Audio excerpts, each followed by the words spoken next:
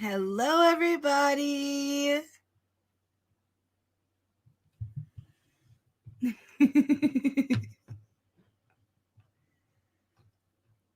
Hello, Nana Laura. Hello, C-Rex. Hello, Sobe Liz. Hello, Sir Philip. Hello, Patrick B.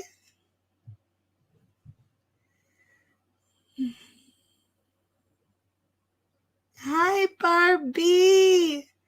Good to see you, sweetie.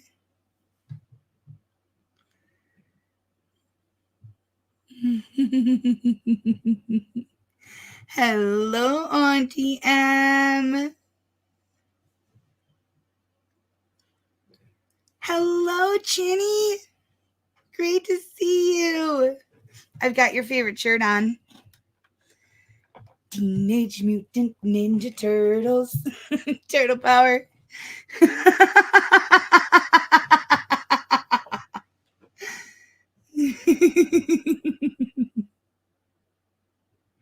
Hello, Linda Applegate. I'm so happy you could make it.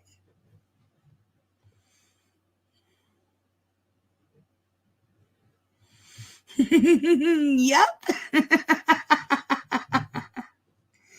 Hello, Grandma Diggs. Welcome. I'm so happy you're here. Hello, Shane. Hello, Karen. I'm so happy you're here. Thanks for coming.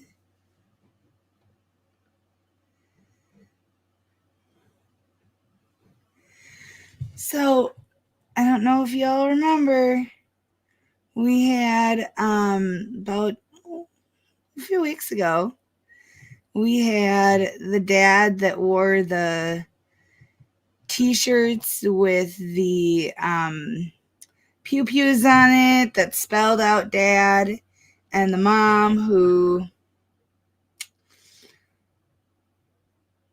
seemed very under the influence. Excuse me. What are you doing? He's mad tonight. He's being naughty because he's mad. Because it's 90 degrees out and 100% humidity, and I won't let him outside. Bad mom me. Speaking of bad moms, the mom that seemed very under the influence but kept blaming it on her diabetes and her macular degeneration or something like that with her eyes. So anyways, they're back. We have a couple of hearings from August 14th, and then we have a hearing from just the other day. And yeah, it's great. We get to meet her mom and dad tonight. However, retrograde did hit one of the files, and it hit it hard. We have the audio, but the video comes and goes, freezes in and out, and is never in place.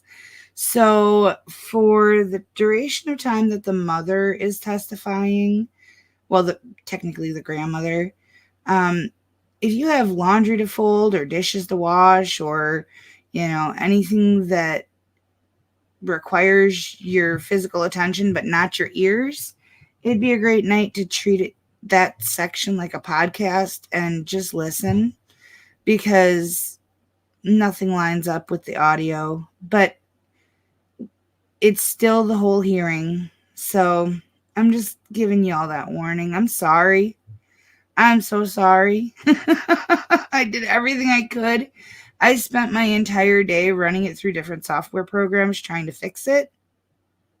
Nothing fixed it. But you'll still get the whole idea. Oh, I'm so happy, Colette McCoy. Thank you. 1 month of pure love right there. Colette McCoy is always in the comment section, always leaving love and making cute PAWFURM related jokes. I love it. Absolutely love it. And a big shout out to Chris Barton, who's always doing the same. I can't tell you how much that means to me. That's amazing. Absolutely so genuinely appreciated. Toby! Hello! Thank you so much. Oh my gosh, big hugs.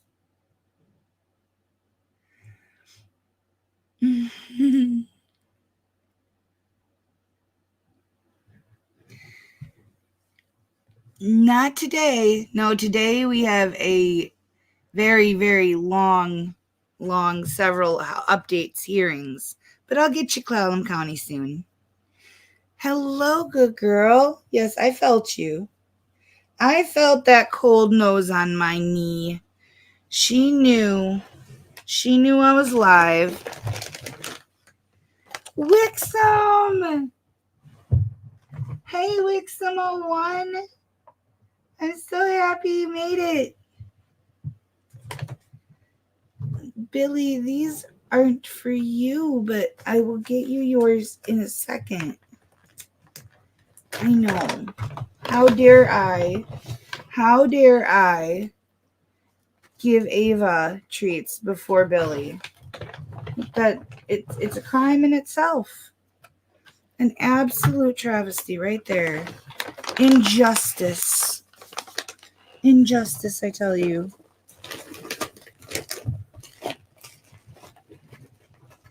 Yes. Yours are right here, silly boy.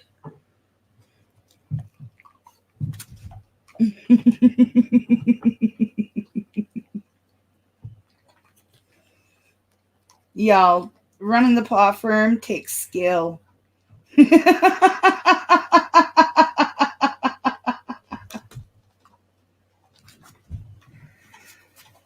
Oh, okay, get out of here, cranky pants. Get out of here, cranky pants. I've got a show to do. I've got a show to do. They can't see your beautiful face from this angle.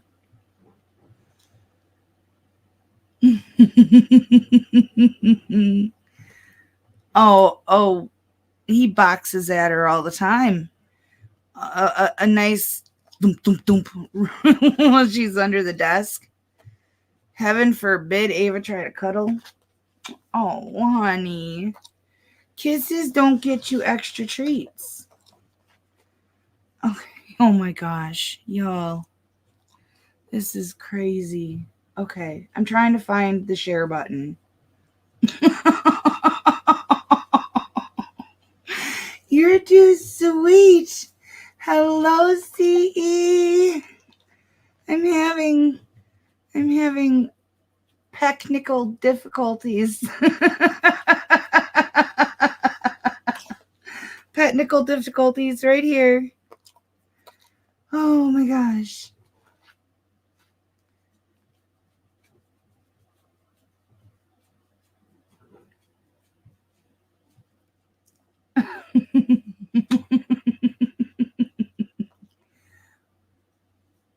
I can't maneuver the I can't maneuver the mouse. Oh my gosh. Hey, quit that. Hey, get your tail and butt off the keyboard before you kick me out of my stream. No. What did I... Well, hell yeah. Oh. Billy just tried to start a different video. Oh my gosh.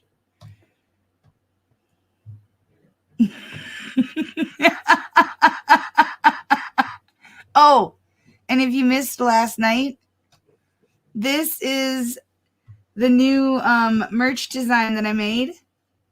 I told everybody I was making it. case number 13-10960 DC. Miss Wright, I don't know how much you blacked out on that, but I had those same questions about his whether he had been trained in observations, and his answer was yes. So part Okay. of his training for, because that was going to be my other question for him was, what kind of training he received, and he did answer those questions because I had those questions on the side. I'm sorry I took them over from you. I just figured I'd cut to the chase on those. No, that's okay. That's kind of where I was going with it, just to, yeah. Okay, and just a heads up, the judge starts and stops in weird places because he says things off the record and then starts it back up, and it makes you think that you're in the middle of a hearing or that you missed some stuff, and that's just how he rolls. So this is the beginning of the hearing, but they're talking about things that were discussed at the last hearing. Okay. All right. Anything else? Let me just, oh, okay. So Tyler, you were saying, um, the reason you said that, or you were under the impression there was no food was because Savannah had said that. In that event, the one or two times that she said that, do you recall like contacting me to see if it was just her wanting something different or if she was actually hungry? I believe one of those times I did and nobody answered the phone. Okay. But you, do you think, like, looking at her, would you think that she lacks food in either of our houses? What are you saying here? My question is, like, looking at her, I mean, knowing her, does she appear to be underfed or without food? I know she doesn't lack food at my house.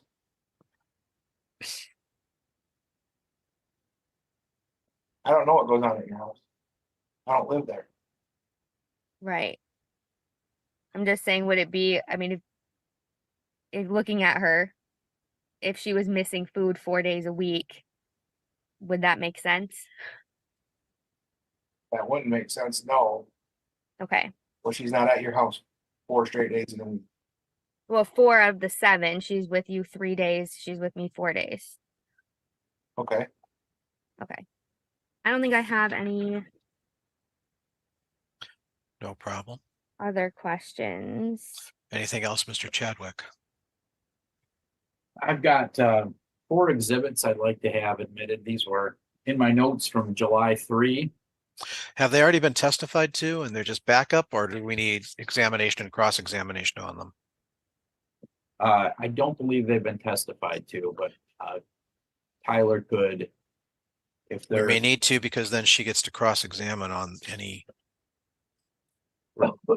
further exhibits. What are the exhibits? Let's find out what they are first, to find out if they're just perfunctory or substantive. exhibit number 1 are dozens of pictures of Tyler and Savannah. Okay, let me see if I can find them.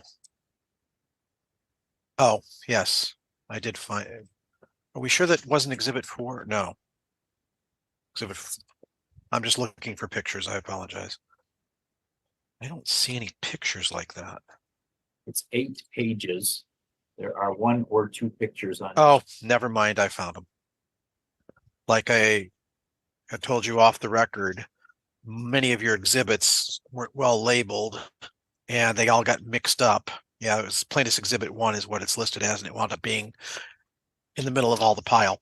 So, all right. Miss Wright, any objections? Did you receive the pictures? I think we've gone over this before. You had them. Yeah. They were by email. They're just about 8 They're pages just- of pictures of he and Savannah. I In don't other have words, any they're not, objections. yeah, they're not substantive in any way.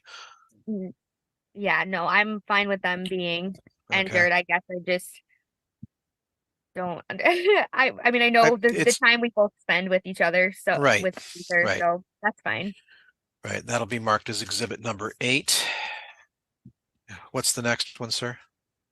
Next one is exhibit 2. I'll put it on the screen. That would be the picture of somebody in a car and I see the hand. No, that's exhibit 3. Your Yeah, proposed exhibit 3. car at the gas station. I'll share it. Okay. It is. I think I did see that one somewhere. I just have to find it. It's been marked on the right side. Plaintiff's exhibit 2, gas station photo number 1. Yeah. Guy standing there in a red outfit. Yeah, I've seen it. I know it's in this stack, but like I said, the stack is not well diverse, marked. So it's just a 3-inch stack of paper and everything wants to stick to one another. Okay, found it. Exhibit 9, gas station picture. Any objection to that, Miss Wright? Again, not very No. substantive. Okay. Yeah. Next, Mr. Chadwick. Next one is exhibit 3 Right, and that's here. kind of an odd picture. Yes. It really doesn't tell me much, but okay. So you're offering that as exhibit number 10. And it's listed as gas station photo. I take it. Yeah, I don't believe it's at a gas station, but that's how we labeled it. It's at the That's how school. it's at the school. Okay. I mean, there's not much to it because you can't identify who it is. The point of these pictures is Matt has no driver's license at all. Okay. Driving his daughter around in the vehicle. And again, you can't identify who's in this picture driving. Well, you took the picture, is that right? I took the picture. Yeah. That's Matt driving. Okay. Who's in there with him? I Holly's guess I can't even see. I I mean, know. I've got my reading glasses on and I can't even see. Yeah, I that's know. Okay, you car. can. and that's Holly. You have testified to that already. So this exhibit has been testified to. I guess we can enter it as exhibit 10. I don't know if there's any objection. I mean, it's not very helpful. There's not much to it. Guess I would. The blue's a nice I don't know color. if it's out of my mind, out of line to say I object, but I don't even Well, know that that's my car. Yeah, I'll overrule the objection because I'm not sure I can. I'll give this the weight necessary because Okay. nobody can really identify who's in there. So be a good picture for like one of those haunted shows that say, look at the ghost in the. 2 more. All right. 5. Certainly. And I'll share this one. Exhibit 5 is Ionia County Animal Shelter incident report. Didn't we already enter that? There are 2. This is the prior one. Okay. Department of Police, Department of State Police. Thank you. That helps me figure out what I'm looking for in the stack. Yep. Spend more time looking for it then. That was my early life as an attorney. I'd sit at the table, counselor's table, and I'd be flipping through papers the whole time. It was miserable. Yes. Yeah, I used to, when I went into the courtroom, I would place all my exhibits upside down with with proposed numbers on them. Yeah. Forensic test, alcohol drug determinations. This has also been testified to, if I remember correctly. Yes. This is just the incident report that backs it up. Yes. Miss Wright, do you have any questions on that one? I'm trying to zoom in because it looks like this one says something about Montcalm County. Right. And I know nothing about this one. So I guess. Well, that's why it was testified to that it was part of the report about, I believe, that this animal had previous problems. That you had It's all exposed your in daughter one. to. Okay, that's fine. Yeah. It's all in one. Okay, I think we Right. already. It was just Yeah. part of the other one. Correct. Okay, because at first, what I could see, not being able to scroll through each page, that first page that just said something about Montcalm County, and I had Right. nothing about that one. But this is 2 different Right.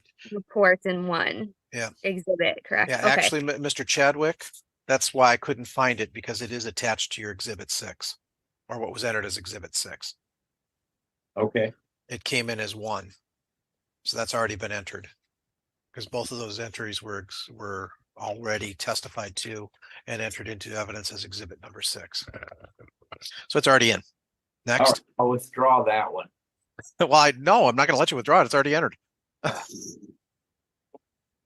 So what we would propose as exhibit 11 is our exhibit 10. Sure, I've got exhibit 9 sitting right here. See if I can find 10. What is it? I don't think we need exhibit 10. Well, I had a question mark before, so that's it. Yeah, we don't. Oh, okay. You don't need that one? Nope. Oh, come on. I'm in the middle of searching for it. Give me a chance. My staff did a lot of work putting them together, but we don't always need them all. Yeah. Yeah. One of my motions for Friday came with an entire ream of paper worth of stuff to read. I'm looking at it going, it's close to 500 pages. And I'm like, okay, I've got how long to read this? I tell my clients, your referee is never going to know as much as I know about your case, and he's certainly going to know as much as you know about your case.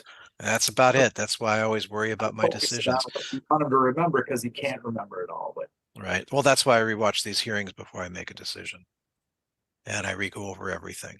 So, all right. I think that you're resting at this point, Mr. Chadwick.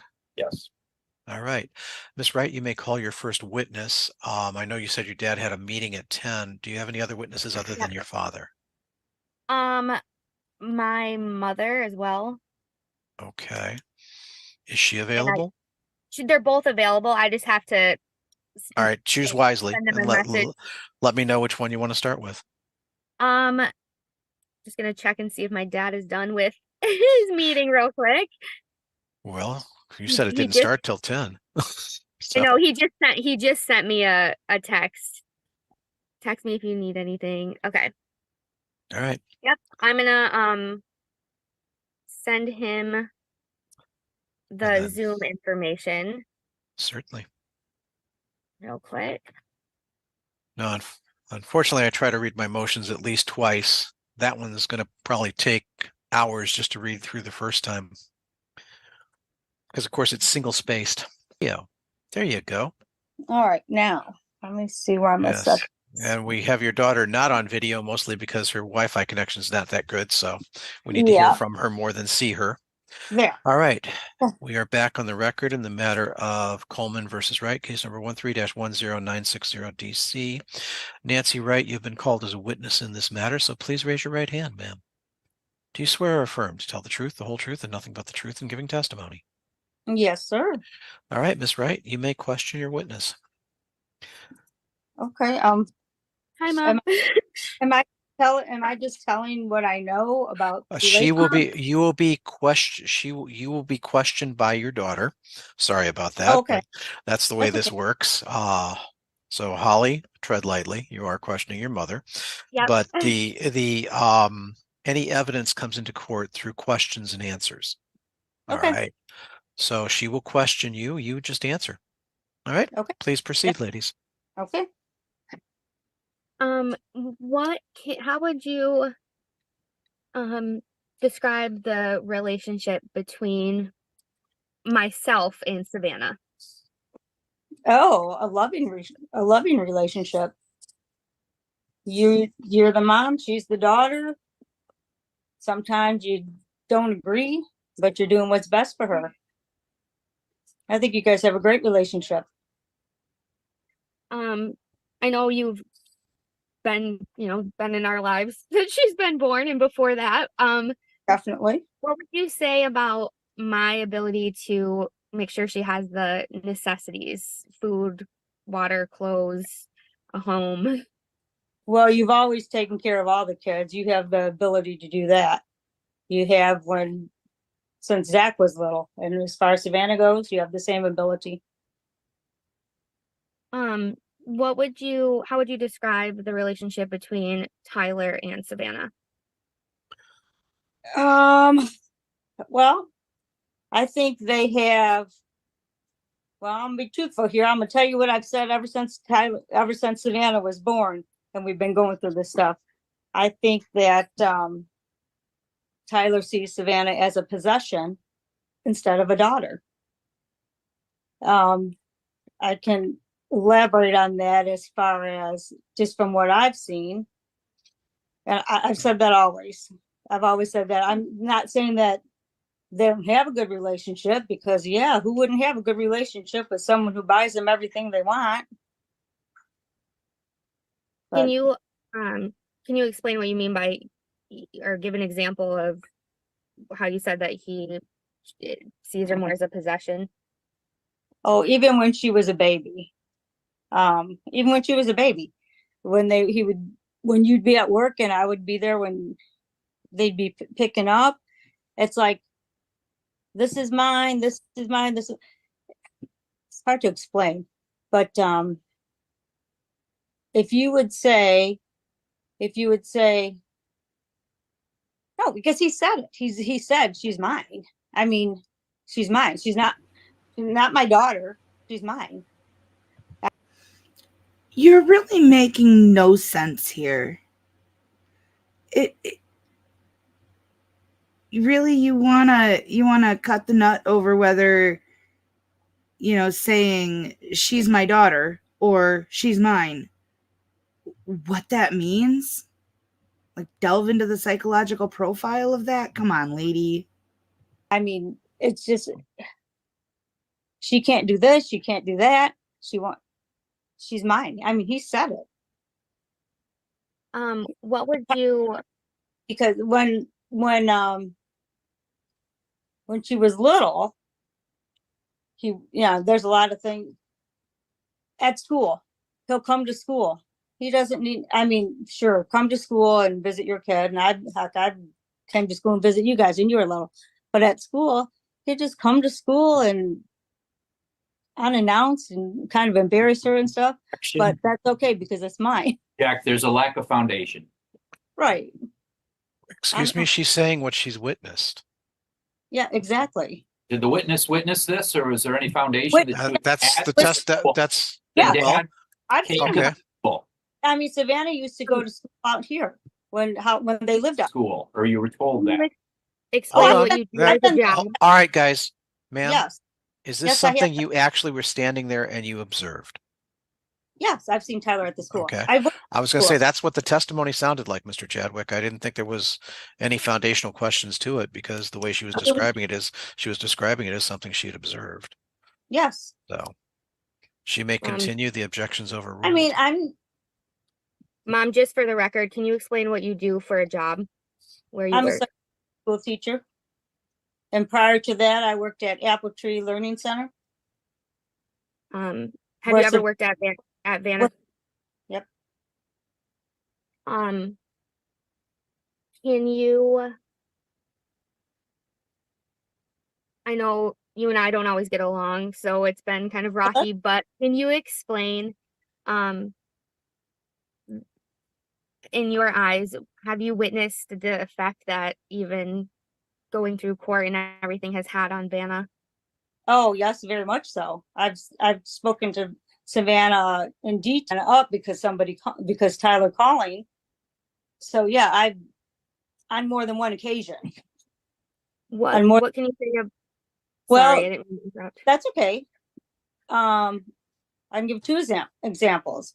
Once at Christmas time when you were in the hospital and it was your weekend because you guys had switched. So it was your weekend. So rather than her being over there, she wanted to come home with me. So I brought her home with me. By the time we got home, the police were in my side lot. Well, not my lot, but the parking lot next to my house. Savannah went in the house and just cried and cried and cried because she did not want to go. And I didn't let her go. And what was the result of that? Did the police end up making her go, or not? They did not make her go. They did not make her go. They had her stay first and show it to the police officer. Tyler had custody papers, but what the police officer didn't know was that you guys had switched weekends. And it states right on your custody papers if you switch weekends. But just seeing Savannah like that, and the thing is, her cousin was over and they were planning on having a sleepover together. Not only did it affect Savannah, but it also affected her cousin.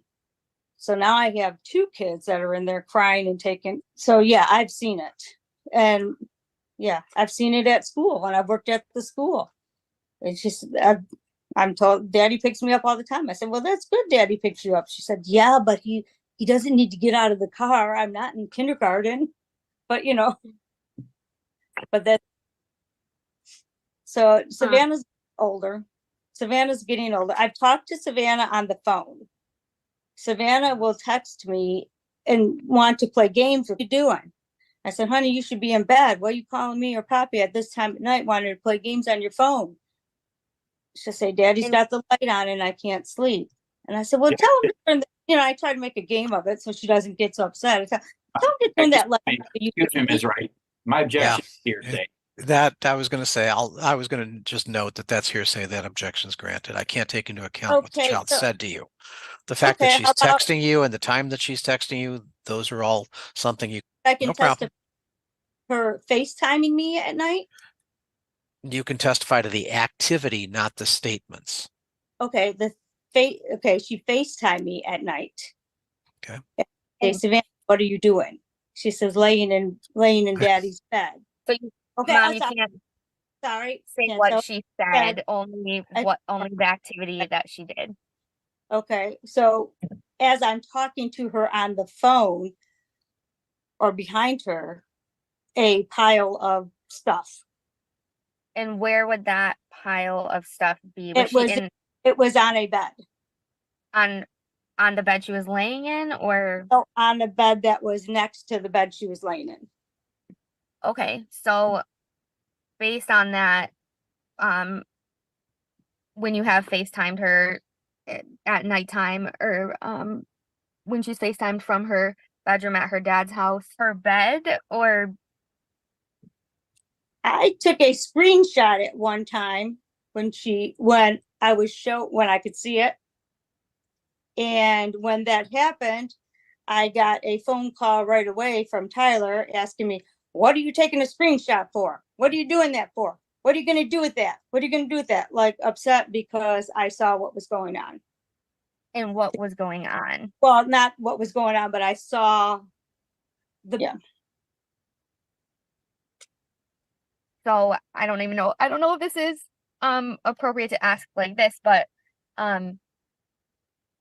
so you've seen where she sleeps. Does she have a bed? Have you been able to see if she has a bed that she can sleep in? No. Only her dad's bed, as far as I know. Okay. Say about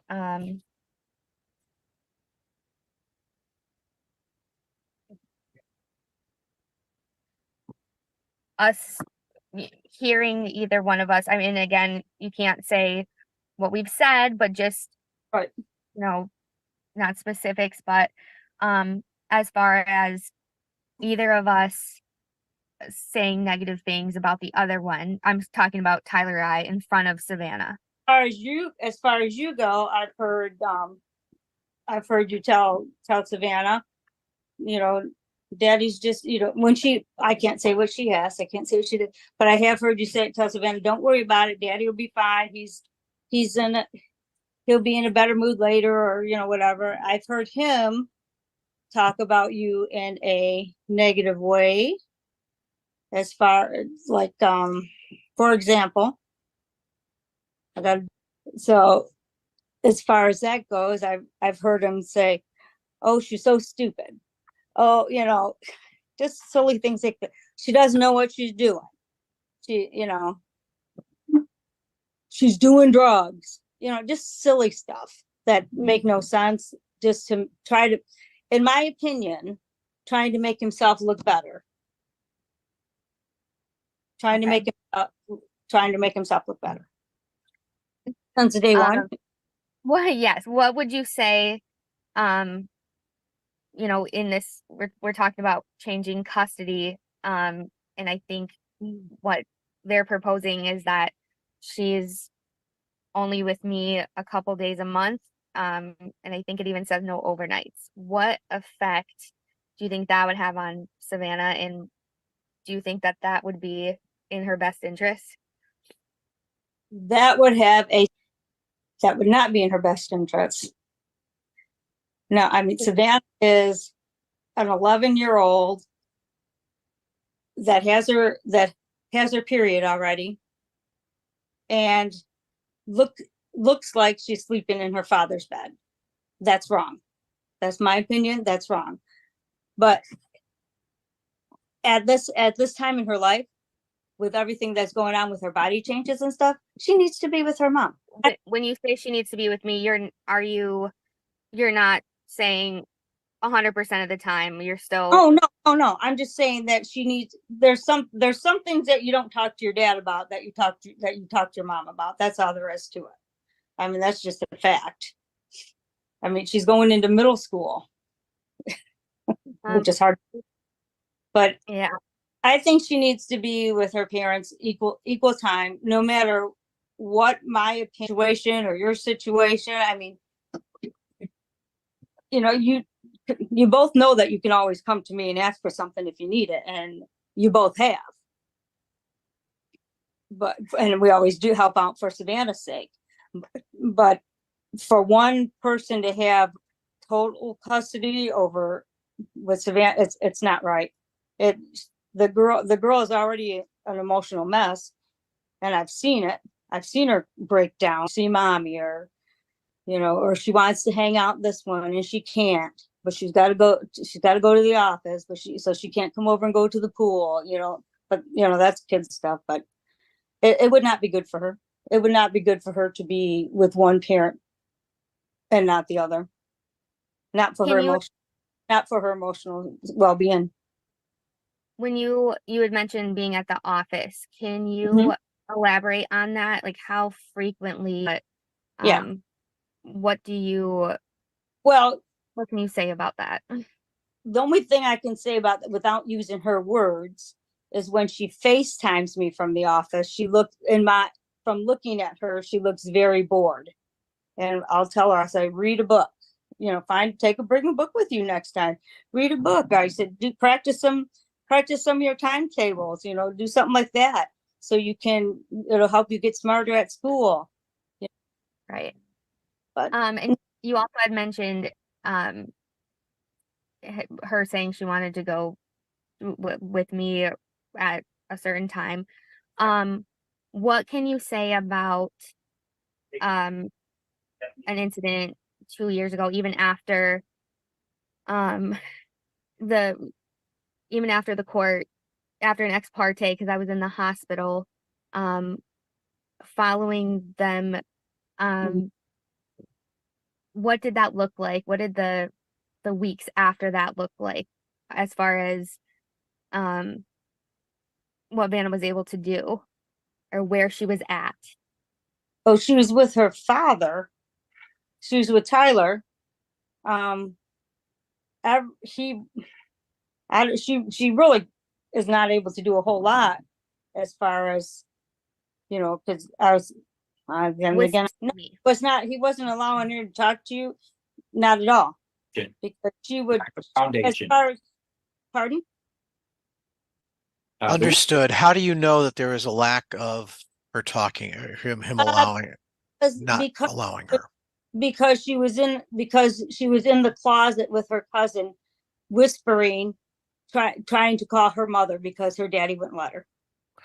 Did I see she them? can call you? Well, let me ask. She can call you at 10 or 11 o'clock. At 11 o'clock at night, are not at the same period as what was going on back then. And how long ago was this?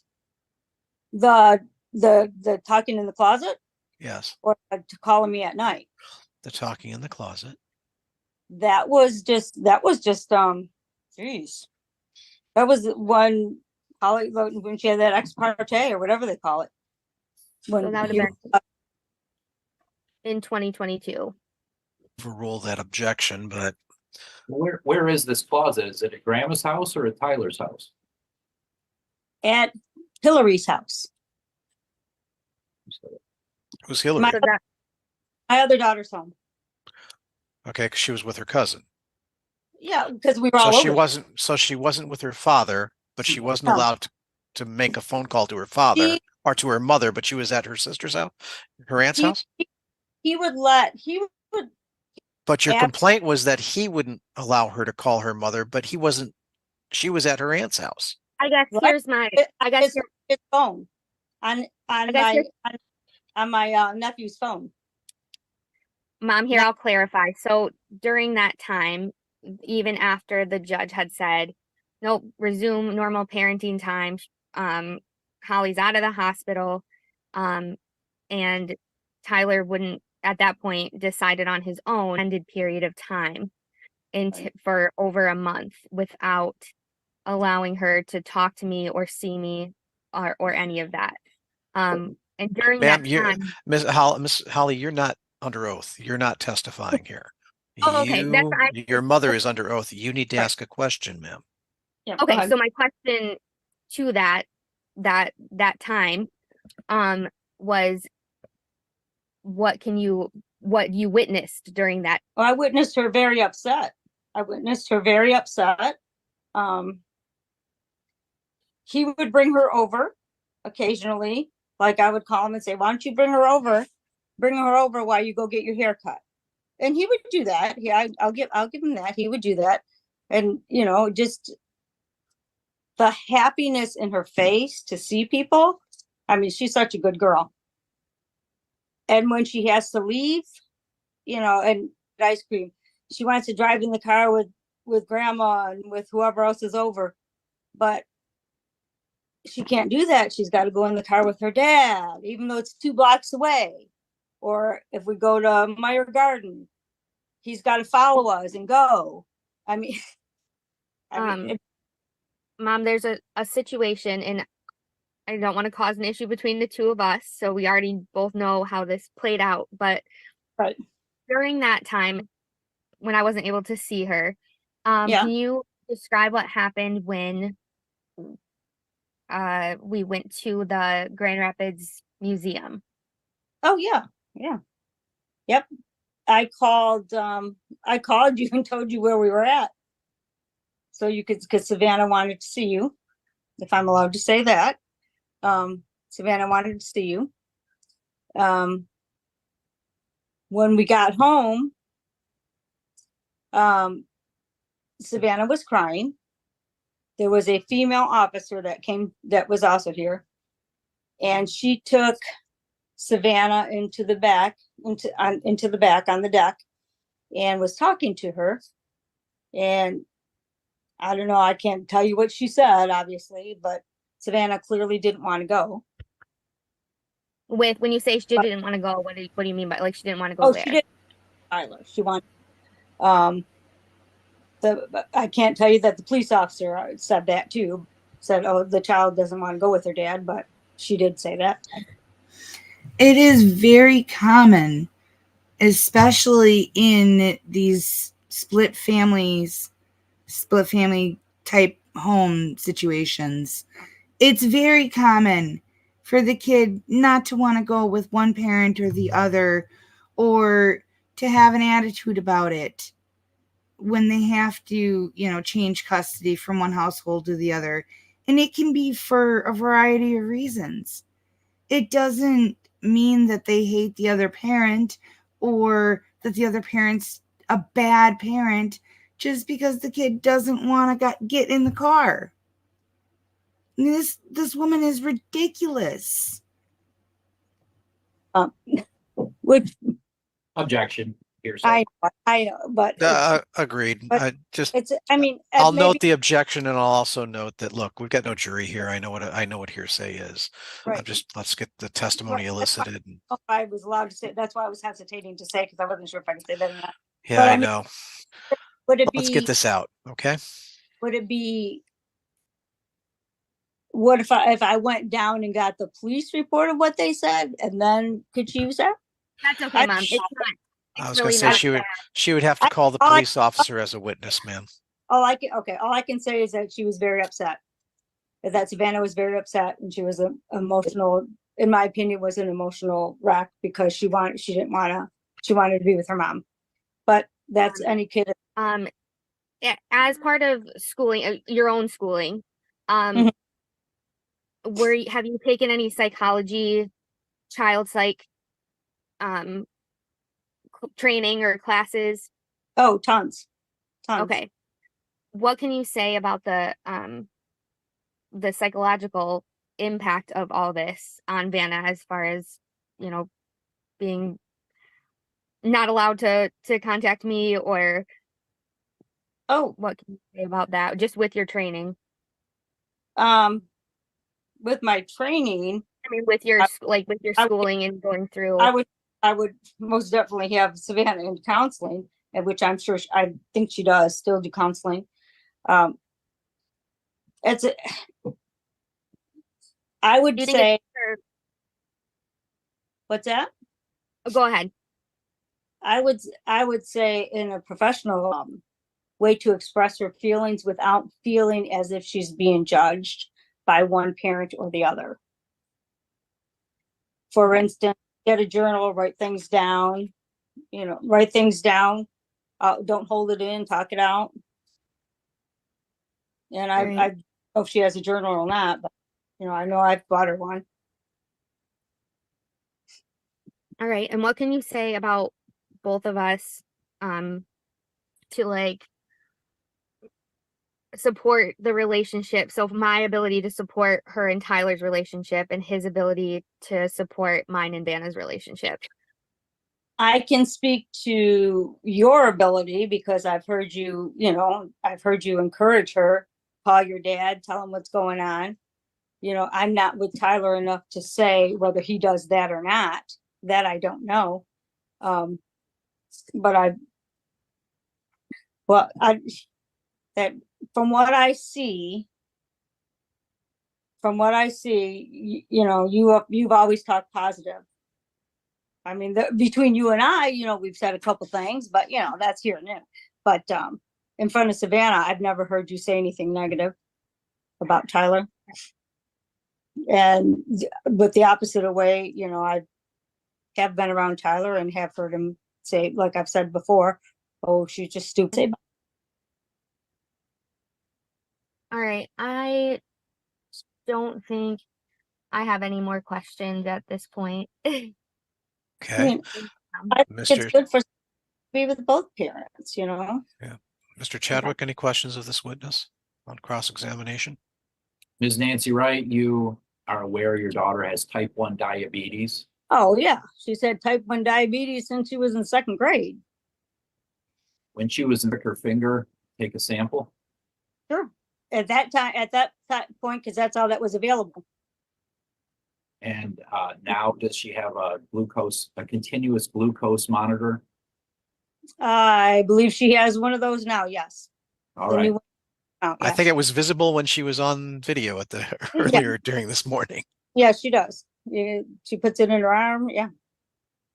And are you married to Holly's father? The two of you were responsible to make sure she had the right blood glucose level in the middle of the night, and would sample her blood in the middle of the night. Is that correct? If need be, yes. If her blood sugar level went too low, isn't it true that she would not be conscious to do anything about that? Before her blood sugar goes too low, she has an alarm. She has an alarm now. Yeah, I stayed right next to her. I stayed next to her in her room. And yes, I did check her blood sugar through the night when she was sick, because that's the only time that you really need to do it through the night, is if you're experiencing low blood sugars or high blood sugars. Not just low, but high also. If she had a low blood sugar in the middle of the night, what would be the remedy? Would be give her fruit juice, candy, or soda? Yes. Something with simple carbs to get her blood sugar back up. Most likely. To be coupled with a complex carb like milk or cheese that would slowly raise her blood sugar level. Yep, that would be correct. Have you ever seen her go too low? I have, when she was a kid, yes. Because as a kid, you don't want to be different than other kids. So you let things go. As a kid, yes. As an adult, I haven't seen her go low. All right. You were aware that your daughter does methamphetamines or has in the past? Am I aware of it? No. Have I heard somebody say that? I heard. Has there ever been any proof of it? No. Oh, now we're going to get into the selective memory part of her testimony. The Kent County friend of the court submitted a document. Mm-hmm. I guess I'm gonna end. Or is Well, This was- it depends on whether there's a foundation for it. Mr. Chadwick can Okay. ask the question, and I'll reserve on any objection. Sure. Please proceed, Mr. Chadwick. Yes. I'll find it here.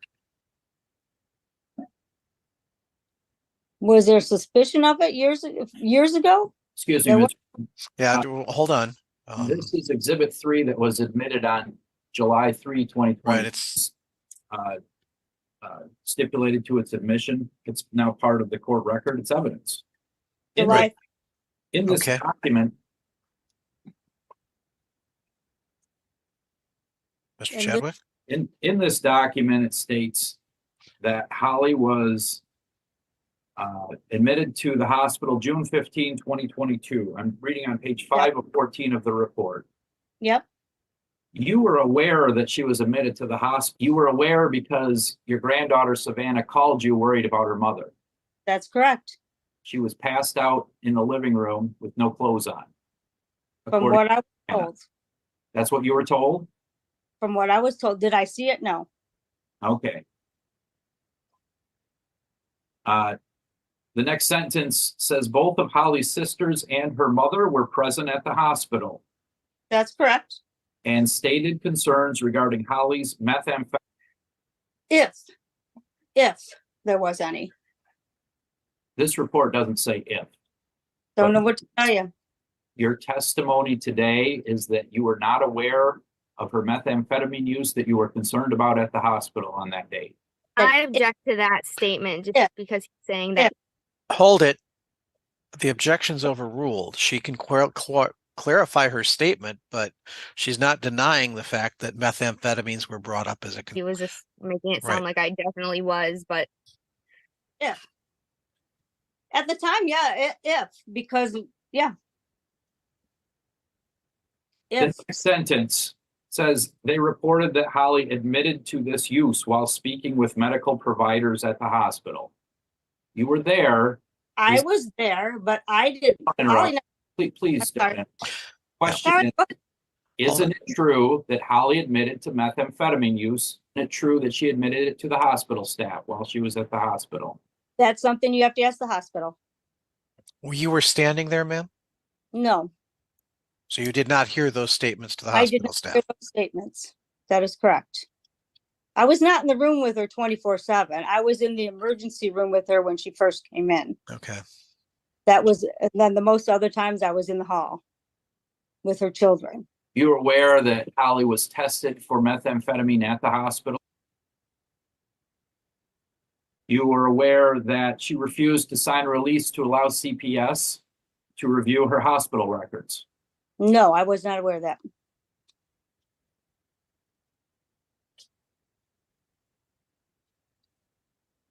Isn't it true that you told Tyler Coleman you recommended that he not allow Holly to have Savannah in the short term? If the methamphetamine came back positive, Sir, your comments aren't helpful. You've been doing that every once in a while. Please stop. Okay. You recommended that to him while he was at the hospital with you? he wasn't at the hospital with me. Maybe he was I don't recall him even being at the hospital. So you recommended to Tyler that he take Savannah and not give Savannah to Holly for the short term until the test came back negative, and then you changed. Then yes, then yes.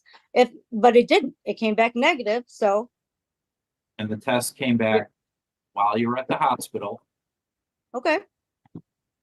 but Are Tyler you was there. Are you asking me that question? But Tyler was not there at the hospital. Is that correct? I did not see Tyler at the hospital. If he saw somebody else at the hospital, if he was there when I was not there, I can't say to that. I saw Tyler after the hospital at the park with Savannah and all the kids. So when did you have that conversation with him? Not at the hospital? No, at the park with all the other kids. We had all the grandkids up at the park, Ada Christian School. Background, he can't be with us. Okay. She is. It's okay. You gotta go out of there.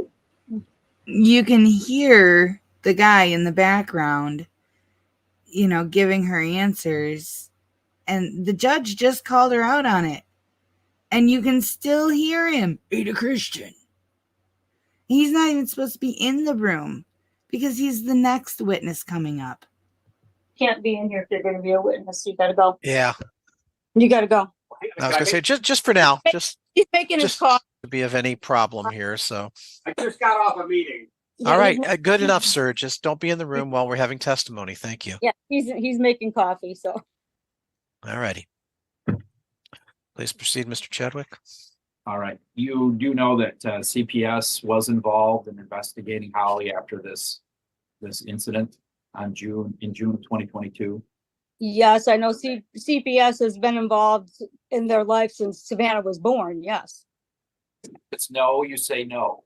Okay, We can do that. Sure.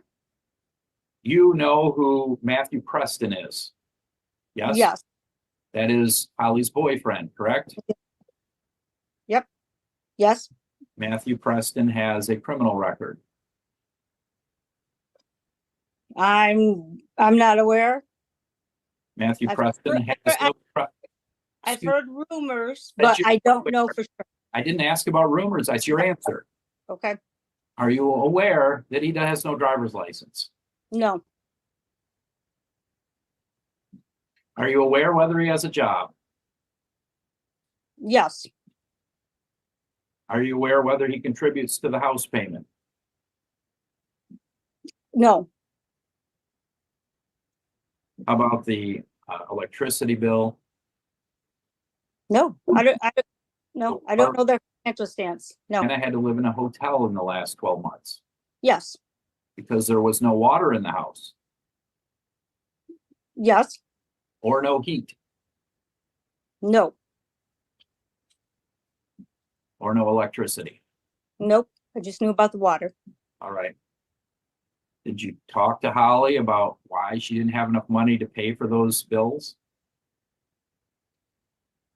Yeah, because she was, yes, And wouldn't you expect her boyfriend who lives with her to help pay for those bills? If he had...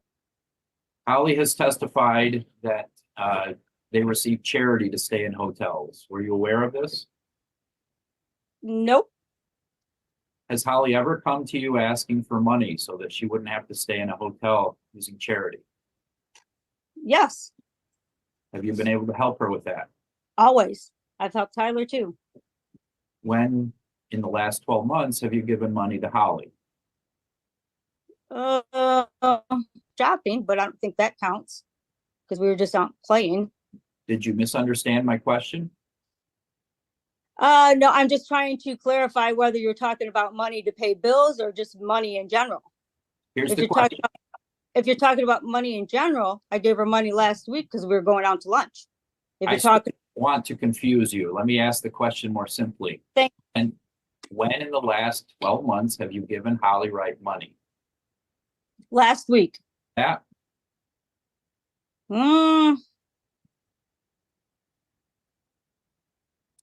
oh, probably, well, I didn't give it to her.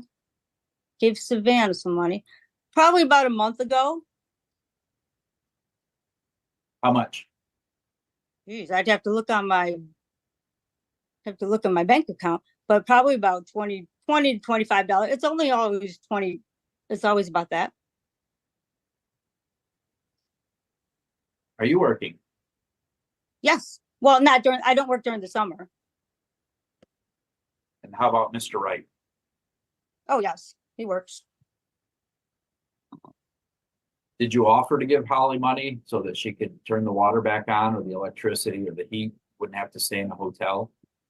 Me? Personally, no. All right. Are you aware whether Mr. Wright, your husband, offered to give Holly money so that, You'd have to talk between him and Holly. so you're not aware? I'm aware that he gave her money, but whether she asked, he offered it to her, I can't speak to. Okay. You stated that Savannah was seeing a counselor. Yes, You're aware the counselor was from the right door in Ionia County? I know it was I was called. How long have you been a teacher in Ionia County? I've started subbing for a few years, and when Holly moved out to Ionia, I filled out my paperwork to sub out there. So I've only been subbing in Ionia for the last year and a half, All right. but and not on a consistent, maybe once a month, if that. I just do it once a bit. I just sub so I can be at the school with all my grandkids. I sub it up. You have a college degree Yes, sir. in education? Nope. I only sub so that I can be around all of my grandkids. That sounds healthy. All right. You're aware that Ionia County used to have a government agency called Community Mental Health? Nope. I'm not aware of that. You're aware that the Right Door is the new name for Community Mental Health? I am now, if that's what you're telling me. Like I said, I didn't know that was the name of it. Because I'm in. Measurable goals. Would you agree with that? Yes, sir. If the child was not getting along with her father, that would certainly be one of the top tier goals for counseling with that child, correct? Sure. Same with a mother. Same with the mother. Are you aware that she has trouble getting along with her mother? Nope. I've never seen it. All right. If she's living with convicted felons in the house, let me establish that. You are a convicted felon. No. You're aware that he's currently got a warrant out for his arrest. No. I've never even met him. Okay. You're aware that Matthew Preston's sister, whose first name is, his cousin Kristen Preston has been living in the house with Savannah and Holly? Objection, because No. the state, I don't know if you can reword that. Has been, would be in the past. She didn't ask Okay. currently. So I think that's a legitimate question. The objection's overruled. Were you aware that Mr. Hester's cousin, I think it is, was living in the house at some point in time as well? At some point in time, I knew she was there, but as far as her living there, I don't know. Because like I said before, I don't know Holly's moved out in Ionia for a few years. Matthew Preston is the boyfriend. His cousin is Kristen Preston, correct? That's what I'm told. But okay. Yes, that's what I'm. Have you met Kristen Preston? Have I who? Have you met Kristen Preston? No. All right. Are you aware that she has a dog? No.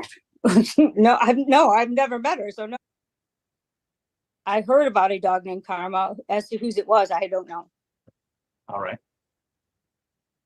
You're aware that the dog was in the home and bit Savannah? Yes, that I did know about. I didn't know Savannah got bit by a dog. All right. So if Savannah were seeing a counselor and she was living in a home where her mother is living with the boyfriend's cousin is in the home and the cousin possibly has a criminal record, wouldn't that be a concern to talk about with the counselor as well? Well, sure. If all that was, of course, if Savannah needed to talk to it, yeah. So counselors don't just diagnose mental health issues. Counselors sometimes teach coping skills. Sure. You're aware of coping skills? That's why I said she should be writing things down. So the child will hear things or see things in the mother's home that she has no control over, and she needs to understand why they're happening so that it's a defensive.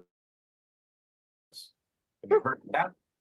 I've heard of coping skills, Okay. but I've also, oh, go ahead. You're aware that Savannah, you testified that Savannah was seeing a counselor. As far as, yeah, she was. I don't know if she still is. I don't know.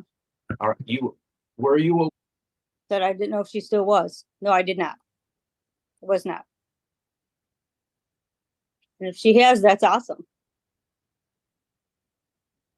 Were you aware that your granddaughter has missed a lot of school or been tardy for a lot of school in the past school year, 2023 through 2024? In the past school year, I was not aware of that, only from listening to what Tyler said or, what Holly has said. 63 absences or tardies took place when Holly had Savannah the night before. Is Is that that, detrimental to Savannah? I'm sorry, Is that detrimental to Savannah? if it's true, can I ask a question about that? Or no? No, Okay. but I will Well- tell you the truancy officer did testify to that and the dates matched up. Does that help? Okay. Yeah. Well, one school year, or that is the entire school life. So that you understand what's being asked of you and you can make a formulated decision.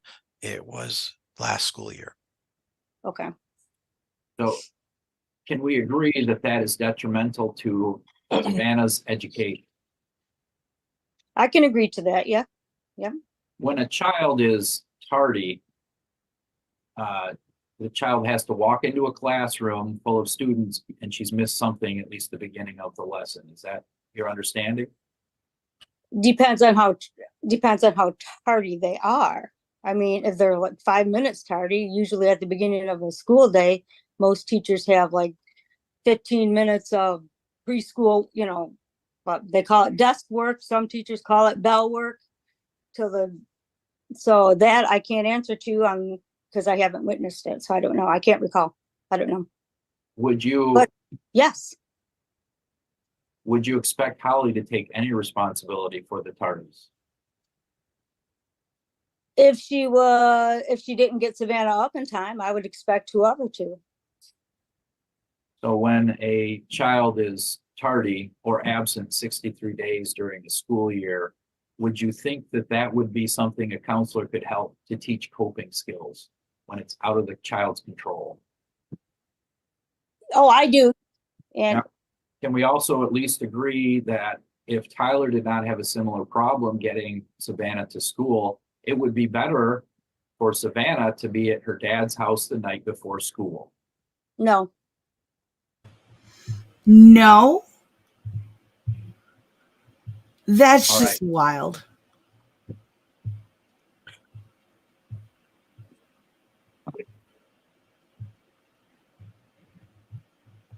Exactly. Doesn't really give a care about the actual facts. And she's so hyperbolic. And so fake. It's unbelievable. Tell me about the relationship with my daughter. Oh, a loving relationship. And with her father, oh, it's terrible. Like, You testified you gave some money to Tyler Coleman.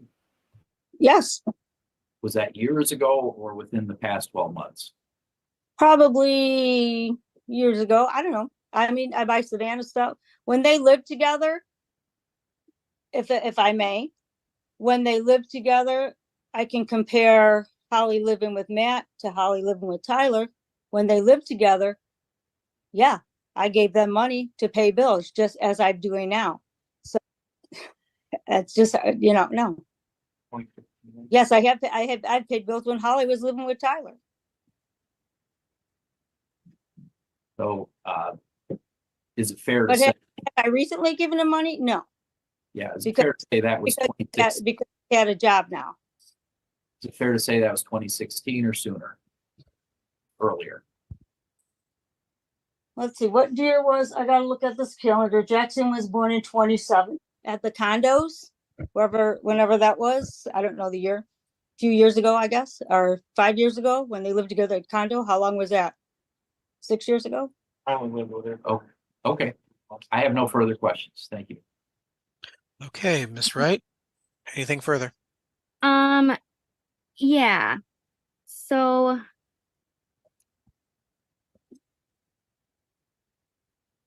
as far as my need, can you explain why I wouldn't have my own money at this point?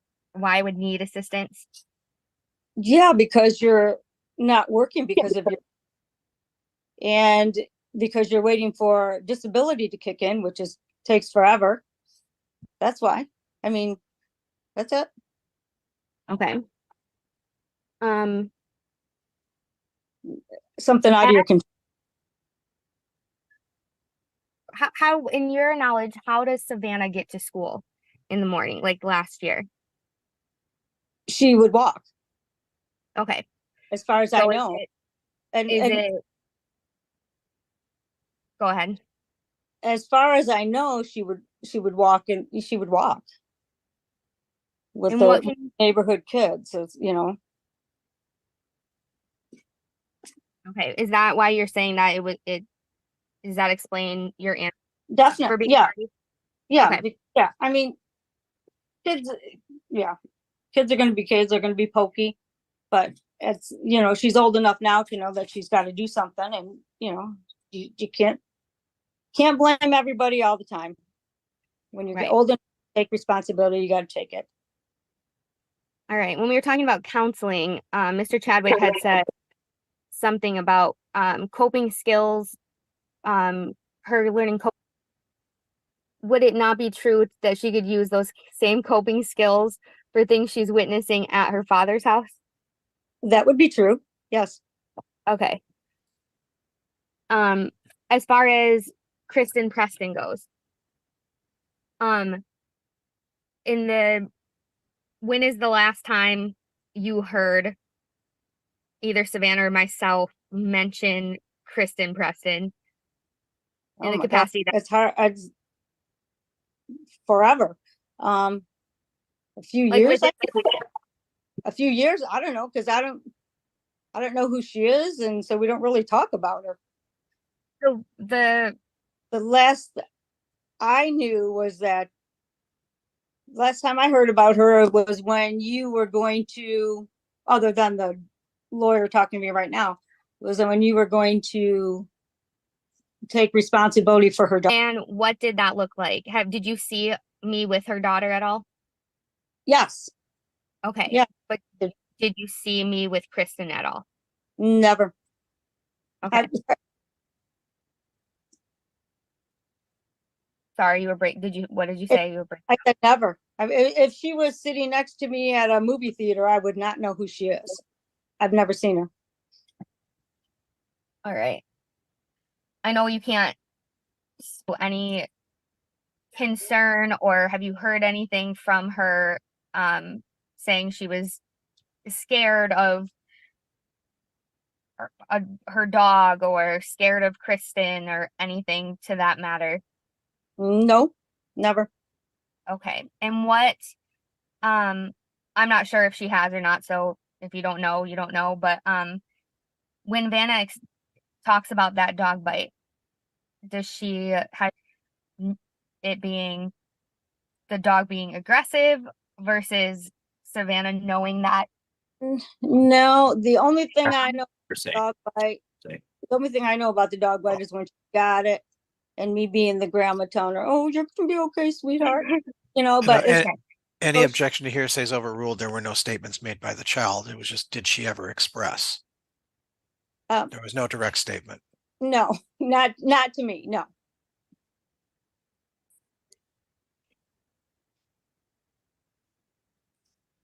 This is kind of hard to do So, on my.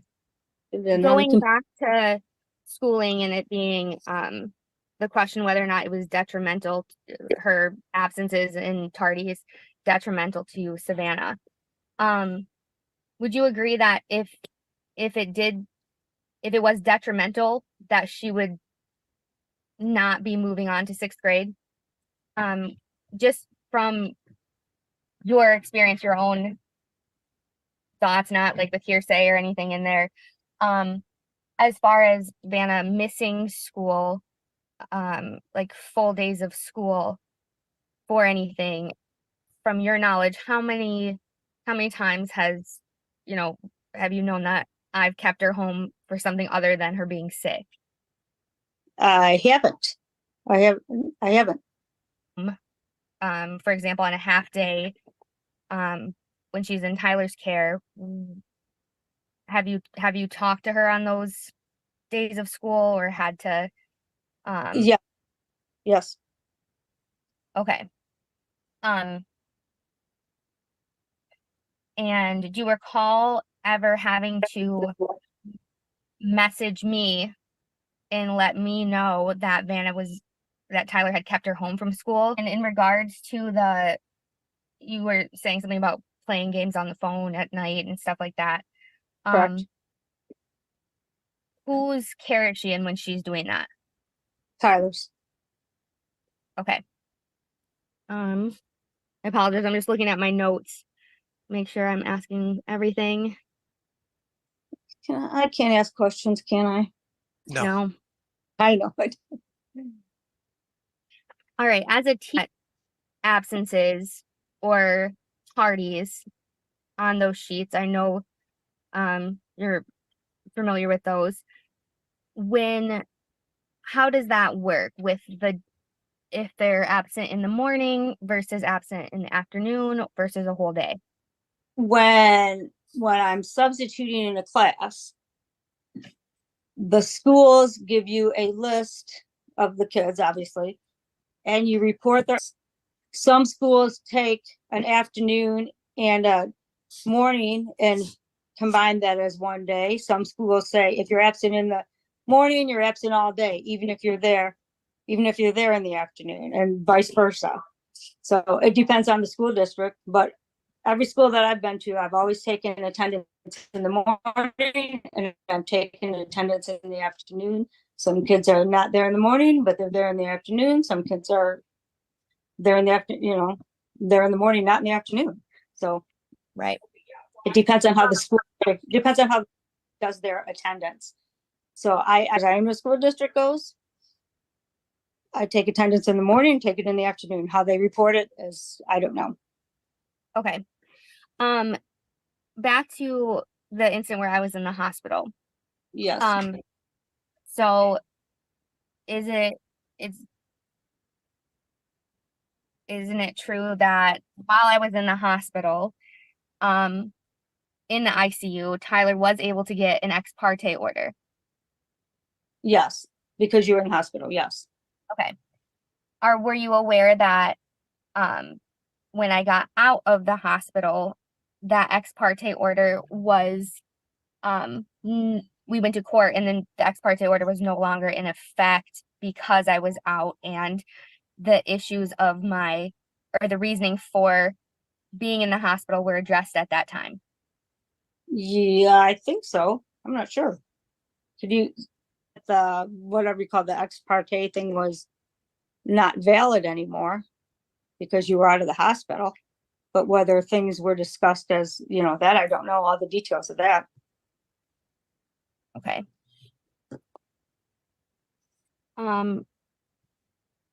You spoke about CPS being involved since Savannah was born. Can you elaborate on that as far as when?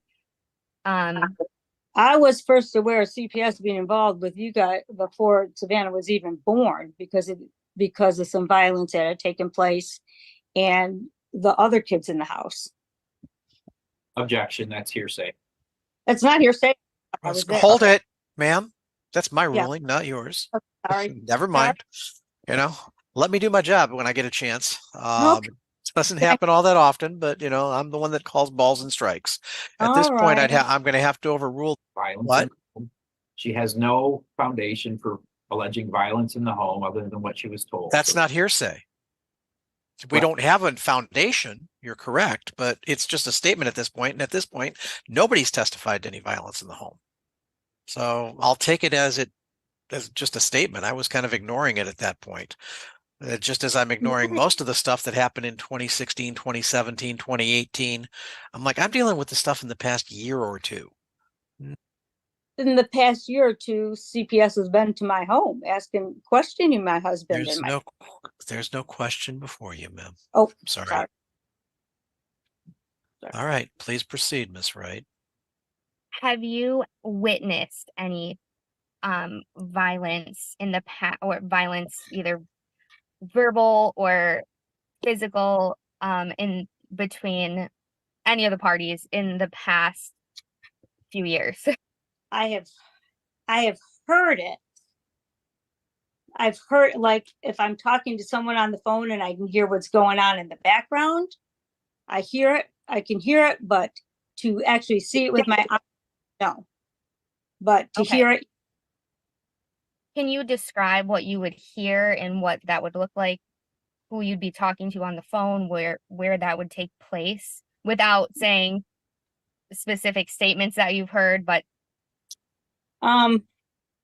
well, I would be talking to my granddaughter on the phone. And when was this, ma'am? Probably, geez, a couple months ago, talking to my granddaughter on the phone. Okay. and can you describe what you heard in? I can hear in the background two people arguing. I could hear F word, which I don't like that word. I could talk to my granddaughter on the phone, telling from the tone of her voice, knowing that she was upset, and me trying to tell her it's okay, don't worry about it.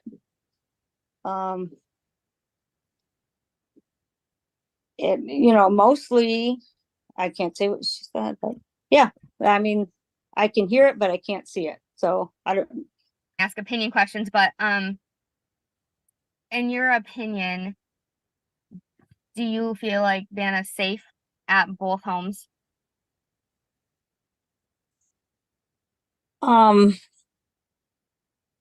As far as a place to stay, I think she's safe at both homes. I mean, I can't say that. What can you say about Yeah. with the environment at? The environment, home wise, as far as the environment, are you talking about physical and yeah, Physical, mental, physical emotional. physical environment, she should, very well be at both homes. Mental environment, I think she should be at your home. Can you elaborate on that? Why would you say that? Because like I've said, ever since she was in some people's eyes, in my opinion. And I also know that from what I've heard, not seen, from what I've heard when speaking to her on the phone, people arguing in the background and F this and F that, and calling your mom a B word in front of your daughter, or in this case, a grandma in front of your daughter is not acceptable. Heard it, yes.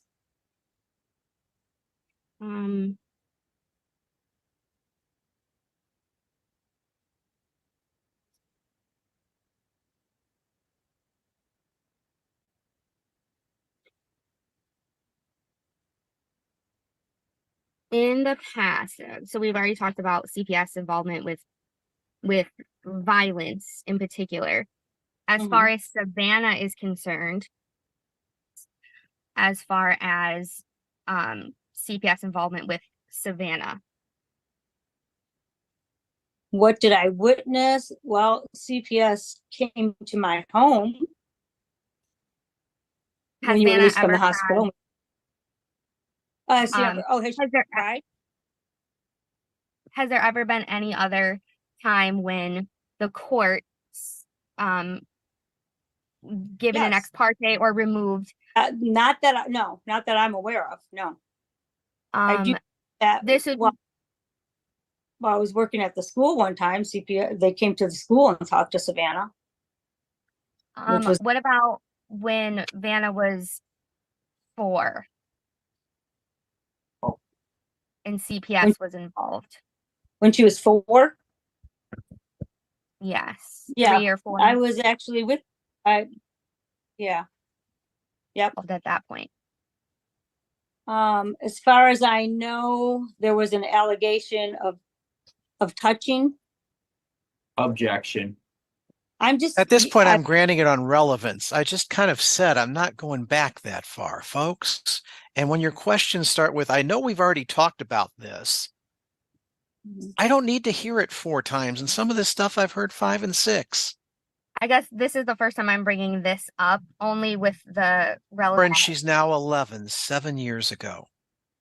Right. And it could have progressed at this point because they're still sleeping in the same bed. That's your evidence. His evidence is she has her own bed. She has her own bed that she can't use. That's something I've got to vet out. Okay. Can I vet out for a second? No, Mom, you can't. Unless. Have you accompanied us to the Savannah to the YWCA for anything? Yes.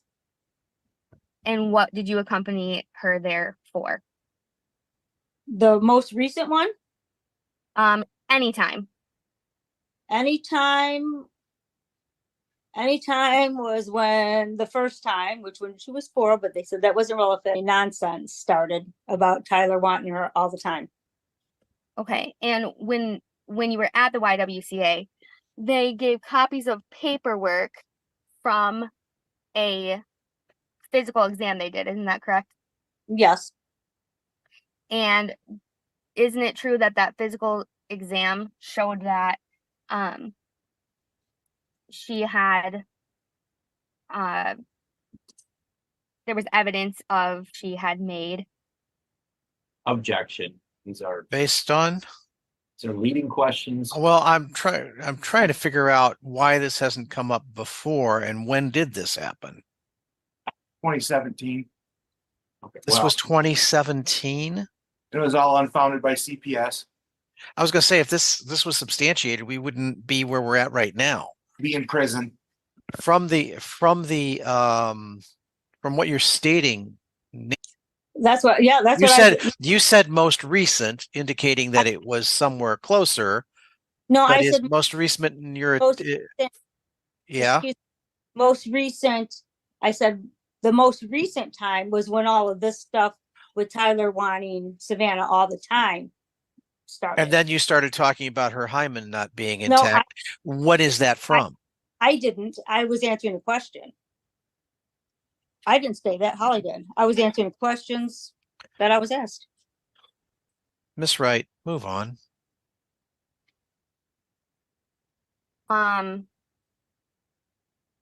So with that, do you think it would be, as a parent, in your opinion, do you think it would be appropriate measures to continue to sleep in the same bed when you were your daughter? No. Okay.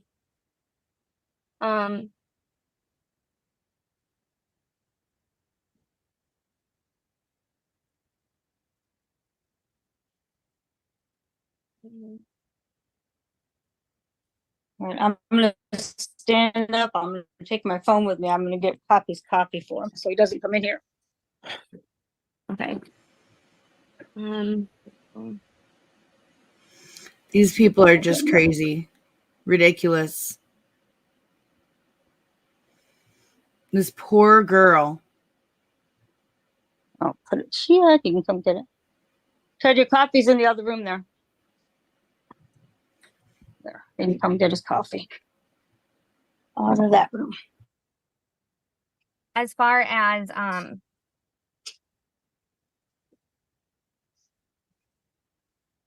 encouraging her growth and growing as a human, you know, she's getting older kind of thing, and Tyler and I both, you know, supporting her growing up.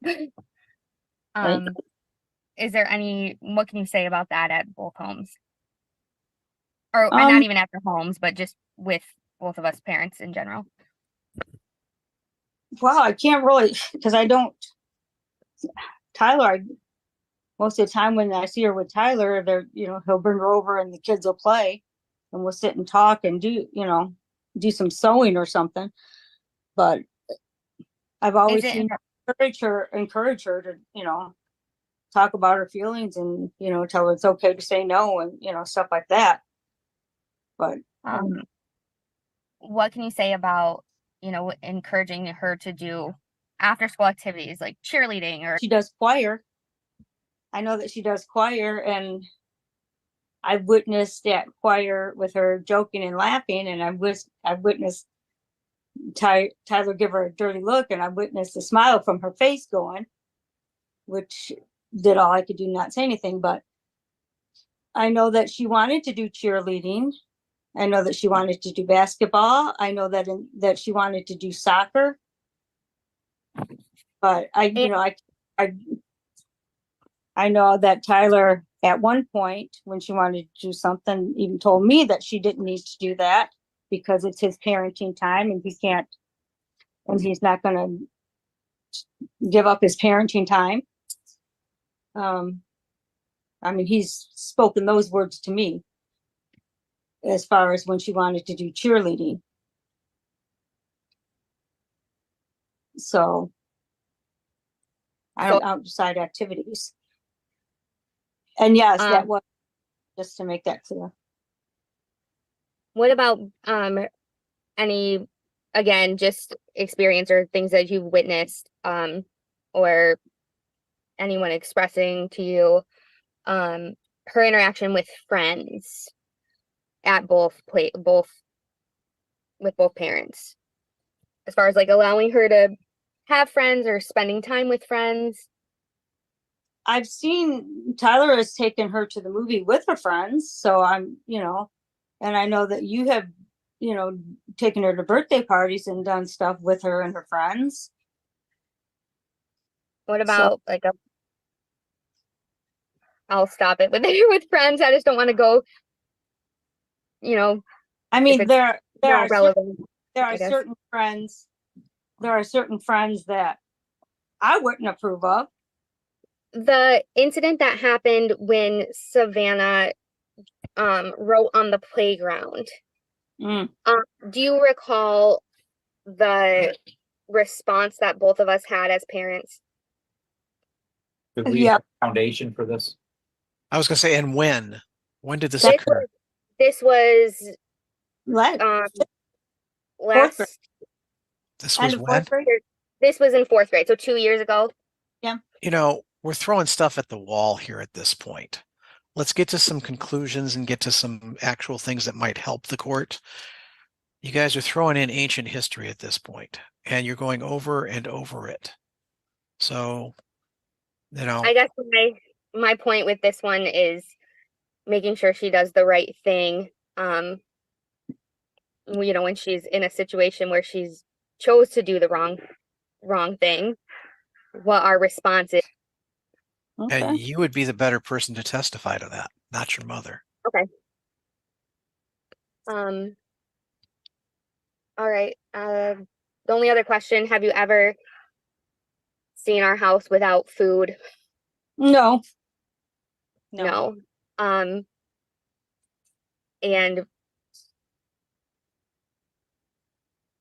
I think that's... At this point, I'm releasing this witness. That's fine. Yeah. Judge did not even wait to hear if that was the final question or not. He's like, I'm done. I am so done. And there's no cross. We're just done. Oh my gosh. The daughter is so much like the mother. It's crazy. That woman is so manipulative. And this one here, I mean, that struck a nerve in me. Oh my gosh. Because I grew up with a grandma, and that was my situation, so that I feel that. And maybe that's why I have so much dislike for this woman right here, is that is her personality to a T. And the allegations against the father just get under my skin. I don't believe for 1 second that he is doing that to his daughter. Not one. But and the thing is like you said, you know, CPS investigated it when they made those allegations before. He'd be in prison if they were substantiated. But does that stop these two women from throwing that out there and trying to make it seem like fact when it's just them making accusations? Of course not. Of course not. They're, in my opinion, they're terrible people. All right, Miss Wright, you wanted to call your father. Yes. May I? You switched places. That's what I was going to ask you. Can you just use my phone and I go in the other room? Yep. You can stay in the room. Now that you've testified, it doesn't matter. Oh, What I try to do is not have testimony upon somebody else's testimony. I gotcha. In other words, if somebody's testifying and they hear your testimony, they'll Then either it's try to better. build on it, testimony built on others. That's why okay. All right. So yeah, Oh, you that's can, fine. you can I'm sit gonna- back, just stay off screen and have a cup of coffee. But I like being on. I don't like coffee, but I'll have a cup. All right. Yeah. Mr. Chadwick, what's up? Take a 3-minute recess. Yes, we can recess momentarily. Thank you. Right back.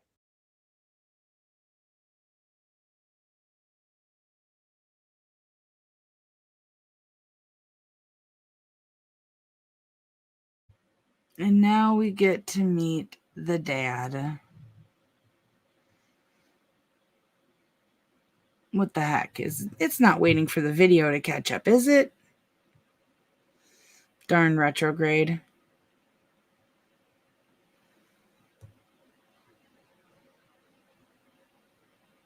I think that's what it's doing. It's waiting for the video to catch up. Oh, there we go. Oh, fun times. Fun times.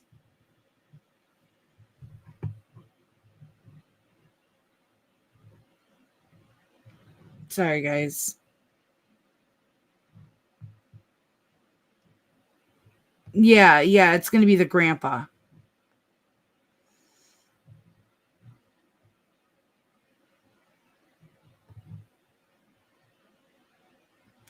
Well, he said that it's not that she sleeps in his bed. What happens is they'll watch a movie and she'll fall asleep watching the movie. And he doesn't want to pick her up and carry her to her room or her bed, you know, and risk waking her up. So he just leaves her there. I don't think there's a problem with that. It's not like he's actively putting her in his bed for that purpose. Would you like me to go off the record? I'm hoping that she's going to be here any minute. I hate to go off and then back on, and then Okay. figured we just. You see my. Let me write that down. Just calling her. Yeah. What's the Zoom number? I'm not sure. I just texted it to my mom. Okay. Maybe you were right, Rebecca. We probably should have gone off if it's taken this long, but I'm sorry. and disallow redundant witnesses. We don't want different people coming up to say the exact same thing. Unfortunately, I just noted in the last witness, it's like, I've heard some of this stuff 4 and 5 times now. You know, I don't mind hearing it once or twice to make sure I get driven home. The 3rd time, great, drive it home. But by the 4th and 5th time, it's getting a little bit like, okay, I've heard this. Let's move on, because all you're doing is taking up time. And again, I will rewatch this. I will also note that some of the stuff that's so old, Yeah, they may have been bad, but at the same time, since those allegations were made and Child Protective Services was involved, there's almost a joint physical custodial environment between these two parties, which means CPS found it not relevant, or it's become irrelevant. There may be some concern currently, but there are no current or new allegations in such light. So I'm just trying to, rehashing old stuff is not going to help the court. I'm trying to get to what's happening here and now and trying to do what's in the best interest of this young lady. And no offense to the parties, I don't really care about either one of you. I want to do what's in the best interest of your daughter. Right. That's what's important. Yep. So with that noted, I don't want to dismiss this witness saying he's going to say the same thing his wife said. So I'm going to give you a shot, but let's not cover the same territory. You can get a couple of questions from his perspective of some of the things. But how, Ms. Wright, you have gone on and on some of this stuff. Matter of fact, one of the last hearing dates, about half of it could be thrown out because it was just redundant. But we're trying to give you the leeway because I realize you're not represented by an attorney. I'm just trying to explain this so that, because I don't want to go to day 5, and that's where we're headed. Okay. So again, we've called the case, and we'll change the name from Nancy Wright to Mr. Wright. What is your name? Your first name? Ted Wright. My Ted. full Teddy Dewey Wright Jr. But Well, okay, we'll go with Ted. TED, right? Yep, TED, not EED, right. not ED. My clerk was typing fast. We're gonna label you so you're not Nancy. So it's Ted TED. There you go. Yep. Thank you. All right, Ted Wright. Please. God help me. See how bad the morning's gone? All right, Mr. Wright, do you swear or affirm to tell the truth, the whole truth, and nothing but the truth in giving testimony? I do.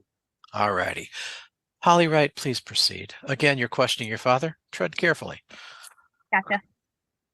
And I don't want to be like redundant with things. But, we're gonna give you some leeway. I just wanted to see if I could curtail some of it. I know I can't curtail all of it.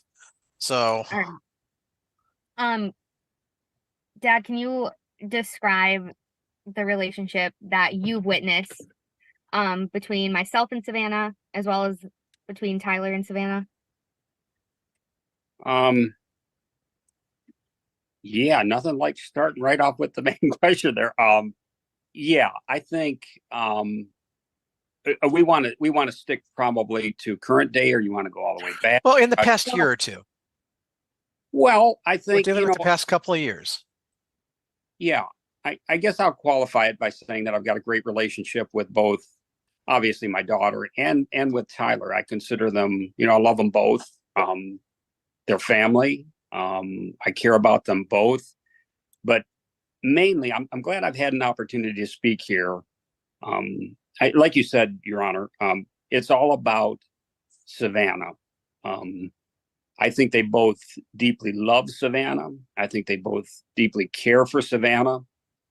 I think they have two different styles in terms of how they obviously their personal relationships with Savannah.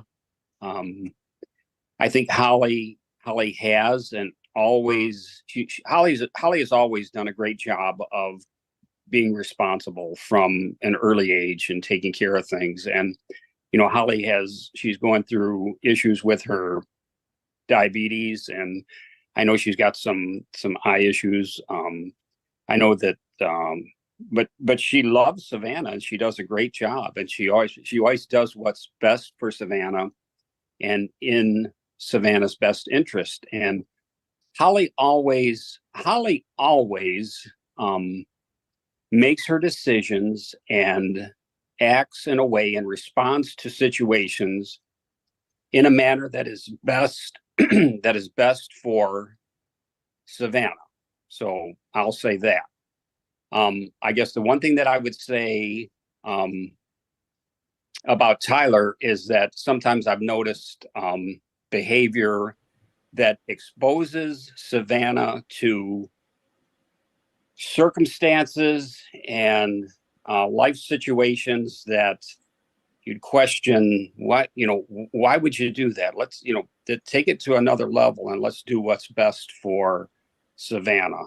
Now, if you need concrete examples of that, I guess I could go into that. Now, I love them both, and I know that they both do a great job with Savannah, but they're two totally different relationships. Am I answering your question, Holly, Yeah. or am I actually addressing the things that need to be addressed? Because I don't want to. Yeah. As far as I just want the truth to be there. Right. And yep. As far as making Savannah's life easier and flow better, what can you say about that with the example of like her birthday? Like, how did that?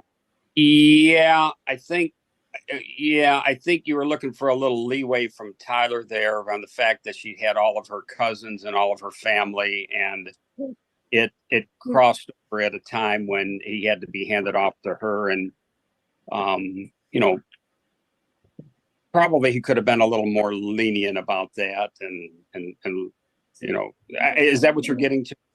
Yeah, but can you explain that day in particular, like what that looked like how that birthday celebration played out? Well, it was my understanding that that Savannah had to go. You're talking about when we were up at Vitale's. Well, Savannah had to get back to Ionia by 4:00. And at the same time she got there, but the way that I understood it, the way that you explained it to me, was that Tyler was going to turn right back around and come right by where we were at to go back downtown. So the handoff could have taken place right there. And instead it had to turn into be this awkward thing for Savannah that I just don't understand why that. And kind of where I was going with it was the effect on Savannah, where, you know, I'm trying to make it an easy birthday and not cause an issue. What can you say that you noticed about Savannah's response to that situation? Well, you could tell that it impacted her from an emotional perspective, and then it was awkward for her, and she was disappointed. And you know, I don't know why I don't know why she should ever be exposed to those type of things. And that's something that, you know, whenever a decision is made, the decision should be made as to what is best for Savannah, not a decision made based upon, oh, how can I hurt this other person? How can I make their life miserable? How can I, you know, and I see a lot of those decisions being made where the decision is not necessarily what's best for Savannah, but what, you know, how can I make things. Now this is based upon what I see, guys, and the experiences that I've had. So I'll say. Where do you see those, like, from what party, like what side do you see those decisions being made in that way? Tyler's side. You, Holly, I think I've never. Now we can all make bad decisions and we can go there, but you know, a lot of stuff in the past. But Holly, you have always done what is best for Savannah. You've bitten your tongue. You've taken verbal abuse. You've taken stuff that people shouldn't have to take. And it comes out of childness. It comes out of immaturity.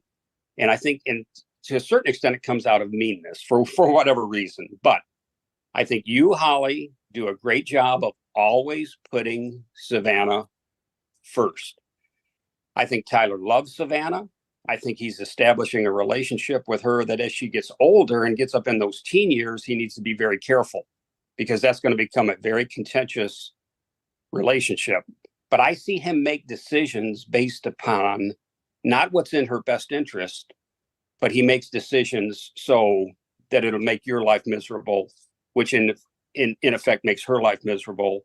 And that poor kid has to sit there and say, well, why does he say this? Why does he do this? Why do I have to be put in this position? So once again, we have your perfect meth head daughter, does no wrong, but everything the father does always wrong. He's the mean one. He's the bully. He says the nasty things. He, everything he does is wrong. But Holly's perfect. Holly, you always have done the right thing, Holly. You always have done. BS. Now, this is all, guys, based upon what I've seen in my experience. How about with as far as like schooling goes, have you, and this is, I don't know if you've seen both sides of this at all, but as far as like encouraging her to do homework or schoolwork, or working on reading, things like that, from both sides. I know that you call me often, and so with Savannah, we'll work on math problems. I know that you have reading and math assignments that you've sent over that I've worked with Savannah on math. I know that school is very important to her education is very important to you. And I think you do the very best that you can do to make sure that she's in school, gets to school, is active in school, is trying to progress in school. The truancy officer begs to differ. I'm not saying that, I don't have those. I've never been on a Zoom meeting or on a meeting with Tyler that was focused on her schoolwork. Okay. What about now? Having said that, I will say that I've been out to ball games with Tyler, and I've been to things that socially enrich Savannah. and what does that look like, their interaction? Is it appropriate for a child and an adult parent figure, or in your opinion, or is it more of a inappropriate interactions that you've witnessed? And this again, it's just what you've witnessed. Well, I think I've already touched on it, but I can only speak to what I have witnessed, and from and what I see. And I've already said it, that I think as she continues to grow and mature into a young woman, you've got to be real careful with that relationship, because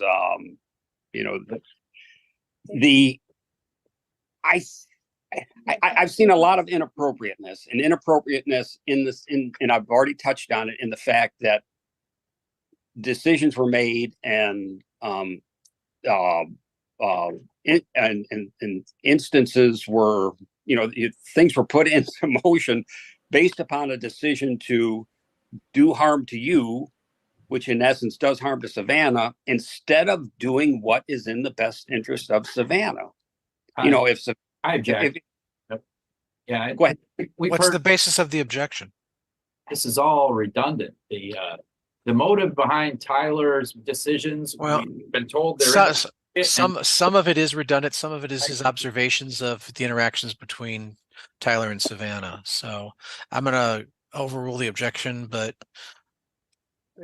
at this time, I gave my speech about redundancy, and some of it was, but there was some that he observed, not any other witness has observed it, about the interactions between Savannah and Tyler at, as he said, ball games and other enriching activities. So, and he said he had some concerns about the interactions, but he may elaborate on those, and we'll let that go where it can, and then I'll let you cross-examine, Mr. Chadwick. Please proceed, Ms. Wright. Just in the sake of not being redundant, I don't think I have any other questions. Okay. All righty. And at this point in time, Mr. Chadwick, you may cross-examine this witness. Mr. Wright, you talked about the birthday party. Was that this past year that Savannah had a birthday? Yeah, just last week. And she has one every year, but the one we're talking yeah, they do tend to come around that way. Yeah. The one I was speaking to specifically that Holly had questioned me about was the one that happened. So that, and it speaks to recent activity, you know, and I know, Your Honor, you said that we don't want to dwell on Next things. word speaks to it. Right, okay. Stages. So Really? it was the recent Okay. one. So, all right, now that we know Answer which my one it question. is. My question is, was this a birthday party that was planned by Holly to have the cousins over? Is that your testimony? I would assume that Holly planned the party. I was invited. So I don't, is your question who planned the party? I don't know. Yeah, Dad, if you don't know, you can just say that you don't know, or You were Hello? attending the party, Okay. I was at the party. and the party took place in another town, not Ionia?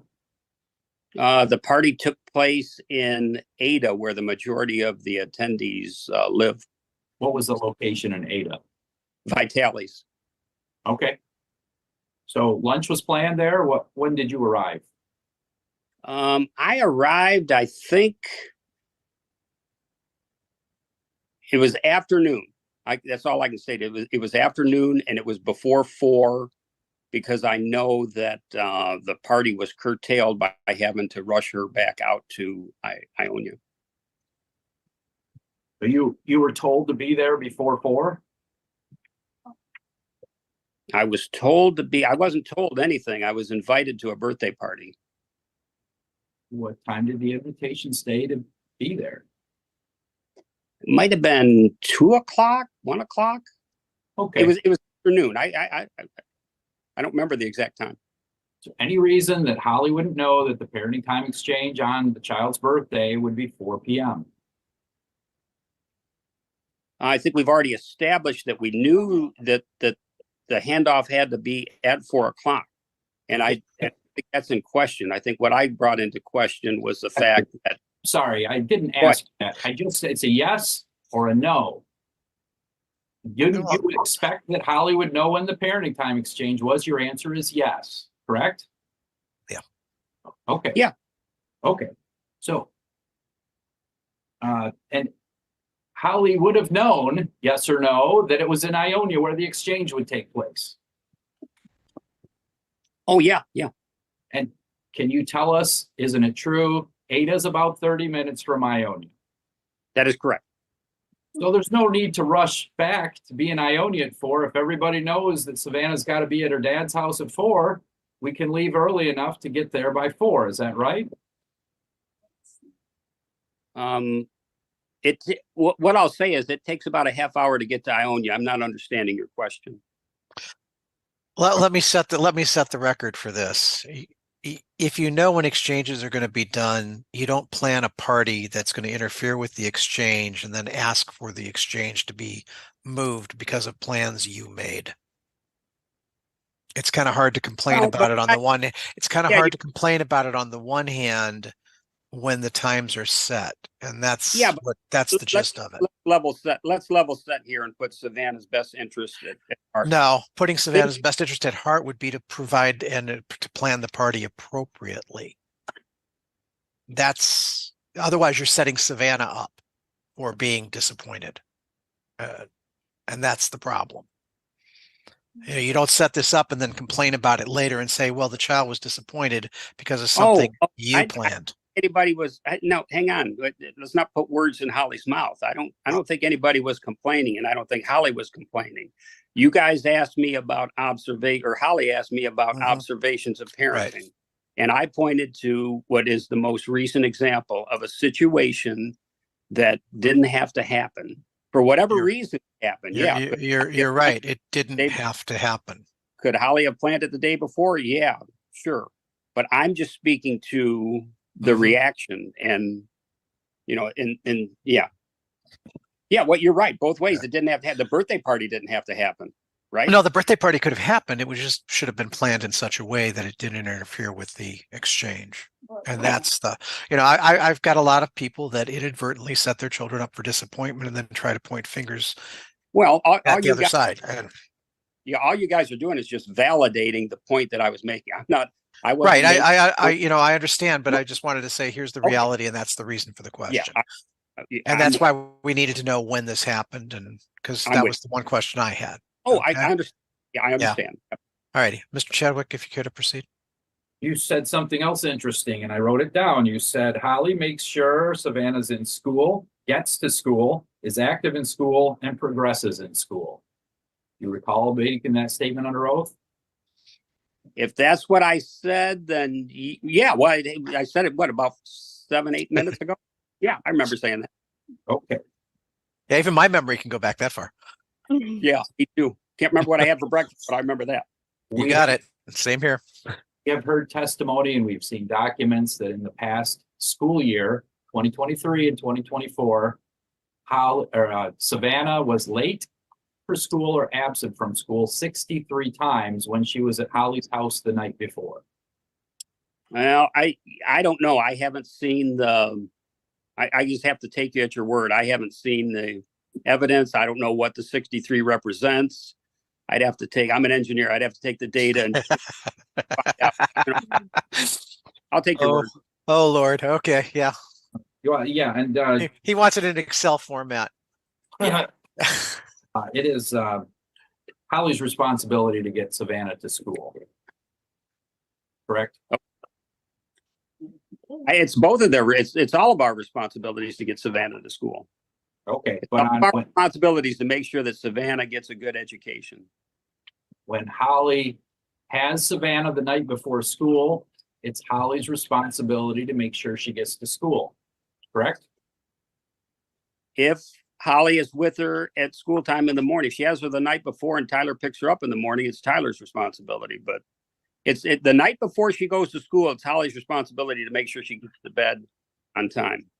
Okay. And if she spends the night at Holly's house, wakes up at Holly's house, and then heads off to school and it turns out she's late or she never makes it to school, that's on Holly, not Tyler. Is that correct?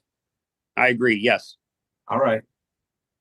So wouldn't it make sense for Savannah to spend the night at Tyler's house the night before school rather than about 50-50, which they have right now? Why? I mean, I don't understand the question. What you're asking me to, I'll get back to that. Let me ask you this. Is it good or bad for a child to miss 63 days of school in a school year? Can I Well, don't know what the word would be called, because I think there was a difference between 63 missed and versus full days absent and tardies. The testimony is already on there. She was either tardy or missed school 63 times. I can't remember how many absences versus how many tardies, Okay. but both were excessive, and they were all testified to happen on your time. There was a few days, I believe, on Tyler's time, but those were accounted for and excused, and they weren't that many. So so that I did the same thing with your mom. Now your dad knows that the testimony has shown that as of now. Can you Well, and I both? I think we all agree that attendance is, you got, so yeah, you shouldn't be tardy. You shouldn't. I had when I was going through grade school, I had perfect attendance, guys. At least I was there. So yeah, I mean, if it's a systemic issue, then it's something that needs to be fixed. I don't think it's, kids shouldn't be missing school. Shouldn't be late for school. Shouldn't be missing school. I can't speak to the quantity or the number. But I'll stand by. You brought into question my testimony and my exact words from earlier. Well, you're going to go with what you understand, and what you understand is that it was being done. Now you've just been informed that not necessarily, but it was not to your knowledge. It's not that you're not telling an untruth or anything. You're telling it from your viewpoint. For as far as you knew, she was getting to school. Now you know that there's evidence that that wasn't the case, and now we need to proceed, Mr. Chadwick. I guess I'm struggling a little bit with the number 63 because I don't see how you missed 63 days of school and you still passed the grade. So to be blunt, sir, that's mainly the predominant reason why we're here. Is this young child was involved with the truancy department, and the fact that she had missed so many days, and those days were on Miss Wright's time. Can I clarify something? The truancy was actually from the year she had COVID. That's what the truancy officer had testified to. Some of it was while she had COVID. The other testimony is that's not during the time period that she had COVID. How did she do this past year, guys? I think we want to focus That's on the 63 days. this. So this in the 2024, 2023, 2020, fall of 2023, spring of 2024. That's what the school records show. And has somebody actually broken that down in terms of Yes, they did. late, absent? How many total days? I don't remember because that was on day one of the testimony several months ago, Well, which is why I rewatched these hearings. Well, you've But into evidence is the school records as well that indicate precisely exactly how many tardies and exactly how many absences. Well, you've stated yourself, Your Honor, that that's really the main reason we're here. So I would think that those facts would be up first and foremost in our minds, and we'd understand exactly. They would be, but right now I'm dealing with. Oh my gosh. This is the face of the moment the father realizes that his daughter is straight trash. Testimony as it's ongoing. I'm on day 4 of this trial. Oh, yeah, I didn't mean to be offensive at all, sir. No, it's not. It's not that you're offensive. It's just that to let you know, that's why I rewatch all of these hearings because, you know, I've got 4 days of trial that have gone over 2.5 months. So I will have to rewatch and I will go through every exhibit once again with fresh testimony before I make a decision. Well, let's think about this. So the majority of the days when Savannah goes to school, she is with Holly, or is it 50? The ones that were the testimony and the date Well, correlation showed that they were all on her time. okay, but is she with Holly 90% of the time? When she has to school, I think those are the statistics you need to look at. No, the statistics I need to look at is that she was late and or tardy 63 days, all while on the mother's time. I mean, that's what brought us as the main change of circumstances. Yeah, I'm with you. You know, the facts are what they are.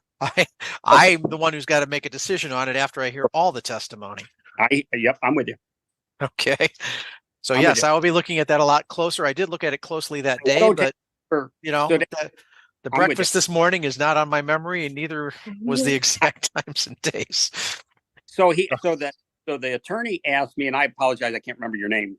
He asked me if I think Savannah should be with Tyler. I think that's bigger than just the school. And I understand that you say that that's a very important aspect of it. But I think overall, I think you need to look at what's best for Savannah. She's got to get to school. So I think, you know, is she going to be taking the bus next year to get to school, or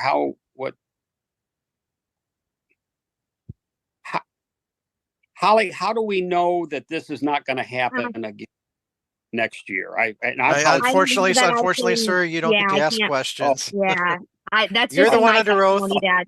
Okay. Yeah, sir, you're the one under oath. She's the one asking the questions. I hear. Sorry, Holly. They told me the same thing.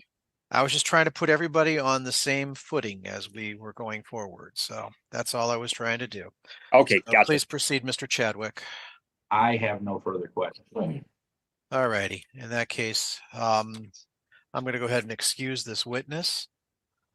Any further witnesses, Miss Wright? No, but do I have a chance to re-ask him? Okay, I'll let you. Well, he's still here, so go ahead and ask him a couple things. Okay. Sure. Are you aware how Vanna gets to school in the morning at times? Not saying every time, but what's your impression on how she gets to school?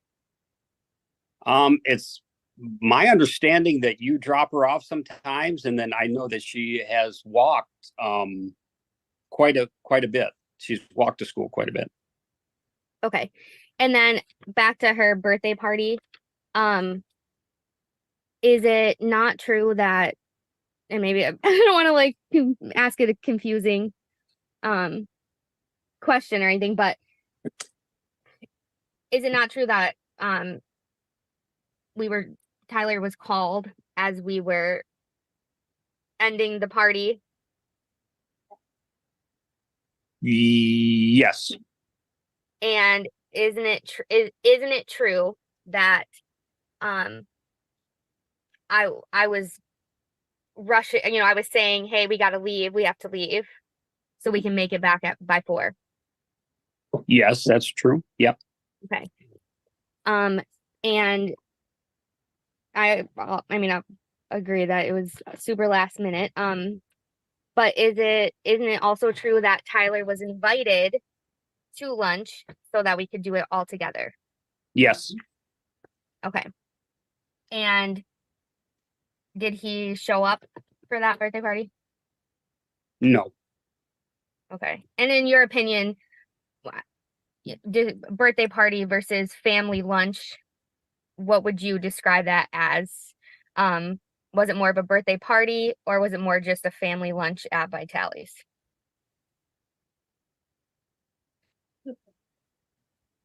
It was a birthday party. It was a birthday party. Where invitations were sent and it was like a planned out thing, or was it more of just a lunch with family? Well, it was all family there and it was lunch. So I guess Okay. it was a birthday lunch, I guess. There was a birthday cake there. And I guess I'm just getting like where invitations weren't sent out and oh no, it wasn't like a formal where you're sending out invitations or that. No, I guess that's what you're getting at is no, it was just family getting together to show love to Savannah and, you know, make her feel special, important on her birthday. and just no hard feelings, but I know we ended up being late getting back here. At the end of that party, what was happening when we actually had called Tyler for the several, you know, like the 4th or 5th time? What was going on at that point right before we left? Are you talking about rushing, taking the photos? Yes. Okay, so I'll reword it. Isn't it true that we ended up leaving later to come home because you were taking pictures? Well, everybody's always late because I'm taking pictures. I take many pictures. And review the updated document.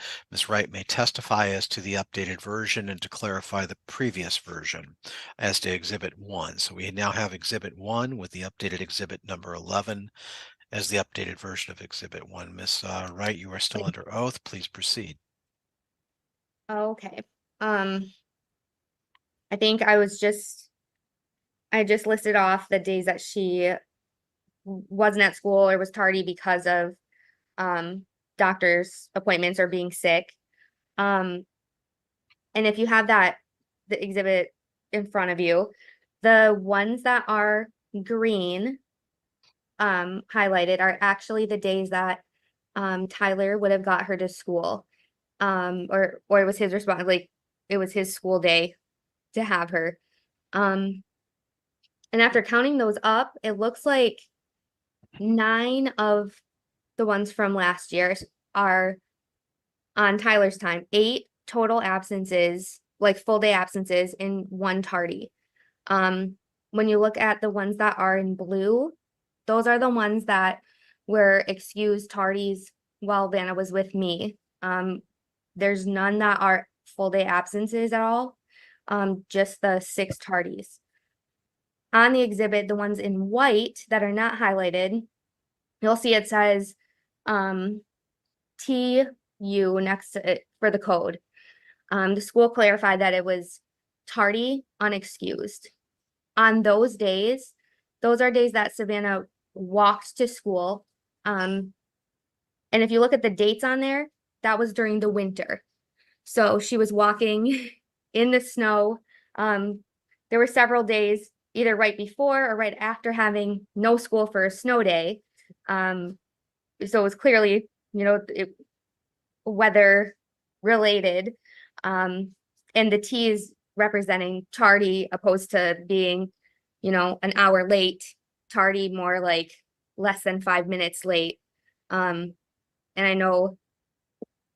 I think it's come up already that she struggles with getting up and down the stairs, pretty quick. Are you saying those days are on your time though? They're on my time due to her walking during the winter. I think the ones that are unexcused are all in November, and I'm sorry, are in between November and February. And these are ones that are tardy unexcused. So that means no one checked her in the office to say she's tardy. Here's the reason why.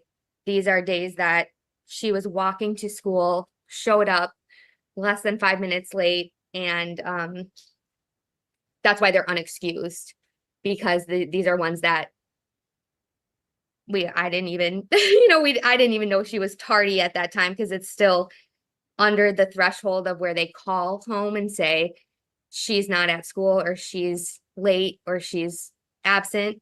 These are ones that, she's walking in as the bell's ringing, instances like that. So again, if we count them up, there's How do you know that? How do you know that she was walking in as the bell was ringing? You weren't there. and if we count them up, disregarding the ones where she was ill, and either ill or at an orthodontist appointment. She went to the sleep lab one time. Those are the ones in orange. If we don't look at those ones and just the other ones, besides her walking to school and having those tardies during the winter months, there's 8 full absent days on Tyler's time and 1 tardy. And on my time, there's 6 tardies that were excused that, whether we overslept or something, I can't tell you the exact reasoning for the 6 tardies, but that's a huge difference than the numbers that were presented by Tyler as far as absences and tardies go.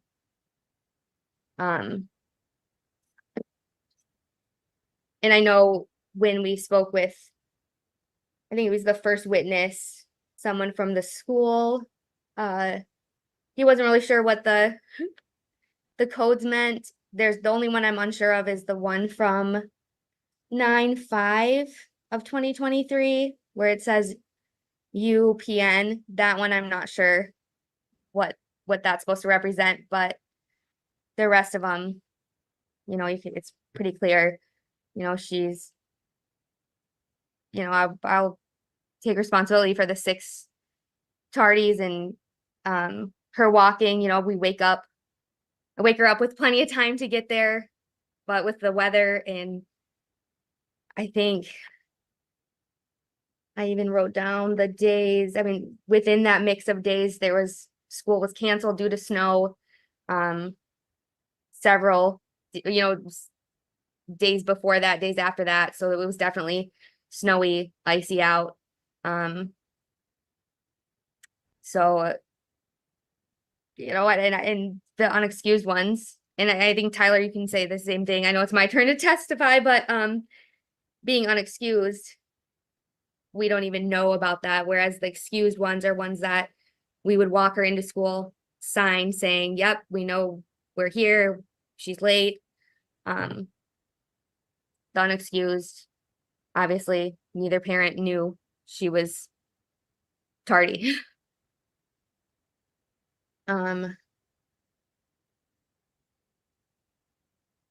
Let's see.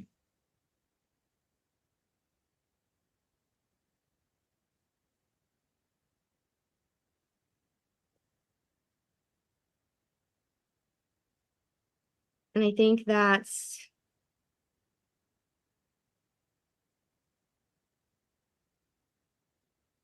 I guess I don't have much more to say about what it shows on there, because we can all see that.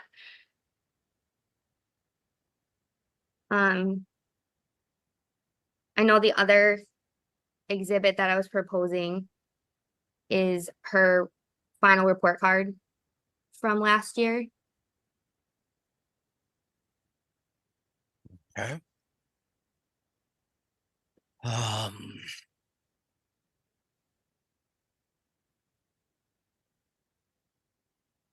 Trying to bring that up, Mr. Chadwick. Do you have it?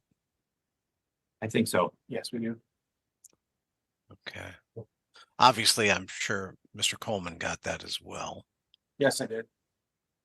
So, any objections to her final report card?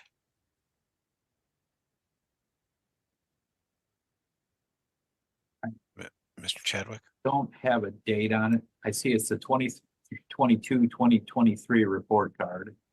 And I'm seeing, Okay, so Um, that wouldn't be last year's, that would be no. this year's.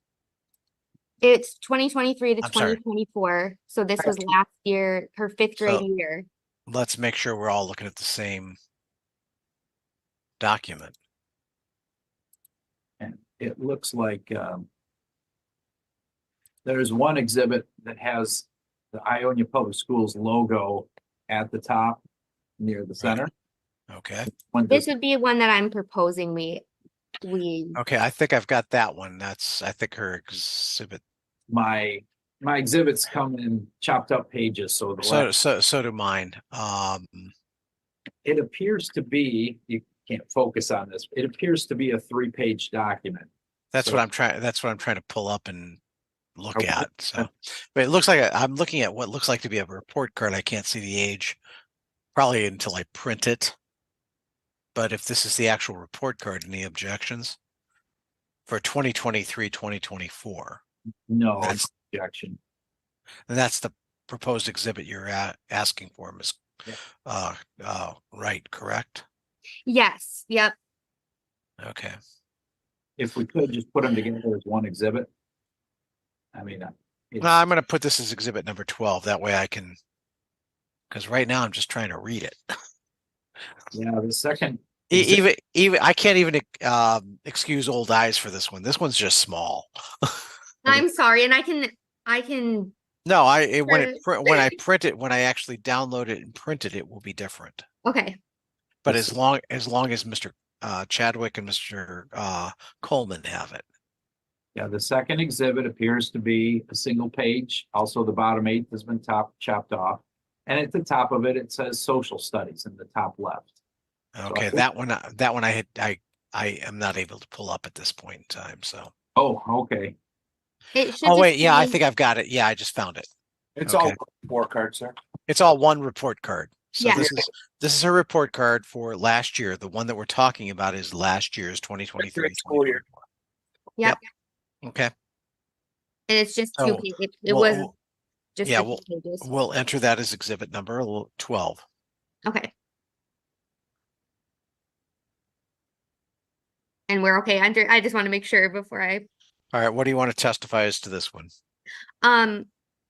it just in the top left corner, it does show the excuse, like her excuse, unexcused, tardies, the actual numbers on there that will match up with the exhibit exhibit 11. And that is a far different number than what was previously stated on their end, as far as number of absences and tardies for this past school year. Okay. And I guess that's a backup to exhibit 11 and exhibit number 1, Mr. Chadwick. So you may cross-examine on it, obviously.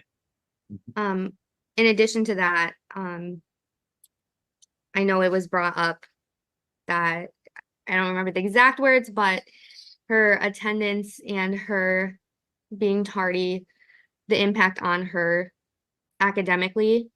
On the second page of exhibit 12, there's the comments from the teachers that she's made, sorry, I can't read it so small. She's made tremendous growth throughout the year. And that she's progressing. So, and that she was, did well enough to move on to 6th grade.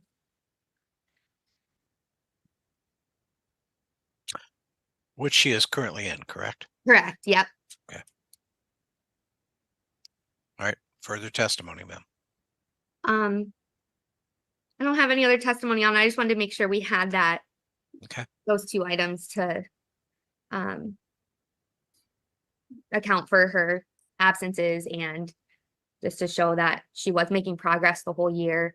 The times that she was either tardy or absent, whether it was sickness or for whatever other reason, didn't have a dramatic impact on her academically. Right. All right, Mr. Chadwick, you may cross-examine this witness. Am I able to say any? I mean, Oh, well, okay, you're not done Karen, yet? No, I was done with just those exhibits. I just didn't Oh. know if no, okay, no, please continue. I thought you were done. Sorry. I just want to clarify a couple things. Since at the time I couldn't, I couldn't give my testimony on it. I know Tyler had brought up Kristen Preston, Matt's cousin, and brought up her a few different times. The reason that I even came to know her was because I was taking guardianship over her daughter, her 6-year-old daughter. We had a court date. The daughter ended up going with her maternal grandma. But that was the extent of our interaction is, she was willingly signing over her daughter because she did know that she needed help and needed to get out of a bad situation that she was in. So, we went down and she paid the $186 for the court fees, and her daughter stayed and was in my care. And that's where Karma, the dog, that's where she came in. That was Harmony's dog. The little girl I was taking guardianship of, it was her dog. So I just wanted to clarify that. And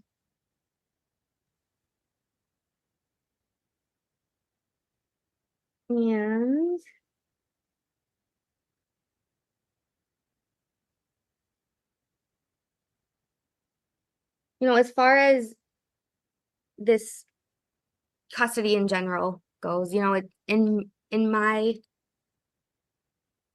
mind,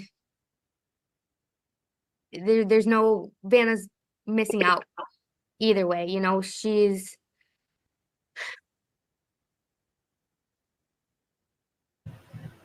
She's emotionally, mentally, even knowing that we have court coming up or knowing that this is going on, that's affecting her in a big way.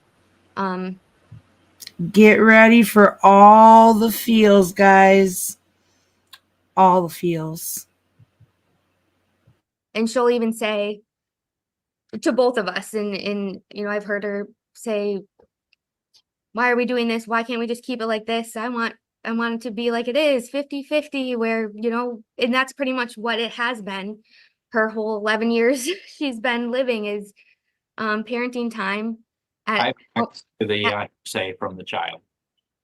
And I'll grant that objection. You can't say what the child is saying, ma'am. I'm sorry. It's hearsay. I have met with the child. Okay. I will take into account her reasonable preference. Okay. And I guess so for the past, she just turned 11. In that whole time, we have parenting time has been almost I think it's 40-60. I think if we look at it exact. So what Tyler's proposing would be a huge change in Vanna's life. And I don't know that for any child, that's in any child's best interest. I guess if it was some sort of bad situation, whatever, but she's safe at both homes. She's loved at both homes. And to try to change it to her only being with me a couple days a month, it it hurts me because I know that that would hurt Savannah. Especially after 11 years of it being one way, to have a drastic change like that even proposed seems so far out there. And I think, I know Tyler spoke about this before, that my fiance and him were friends. And ever since we have been together, me and my fiance, it does feel like the decisions that are made when it comes to Savannah are done in a way to hurt me, not to do things that are in Vanna's best interest. But only to hurt me or to put himself first. And I apologize, I'm crying. I know our daughter loves both of us, and I've never, in this 11 years that she's been born, I've never taken time away from Tyler. I've never tried to keep her away from him for anything other than unless it was ordered by the court or by CPS. But I've always encouraged their relationship, and even the relationship between her and her grandma over there. And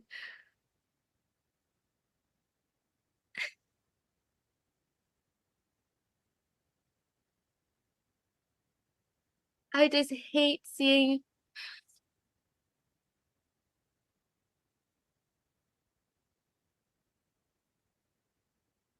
I don't know what logically this proposed switch does not make sense. It does not, that's not going to be in Vanna's best interest whatsoever. I know right now we have joint legal, and I have had sole physical custody since since the order was established. And I feel like I've been able to keep encouraging that relationship with Tyler and Vanna. I've been able to get her to school. I've been able to get her what she needs.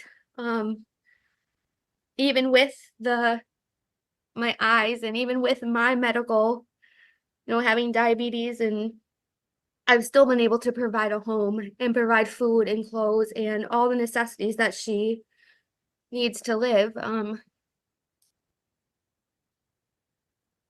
I know there hasn't really been a change in circumstance enough to even consider changing custody. I know that that's the law in Michigan, and I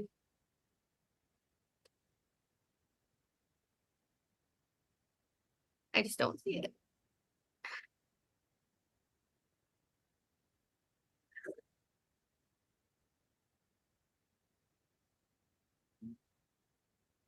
I know.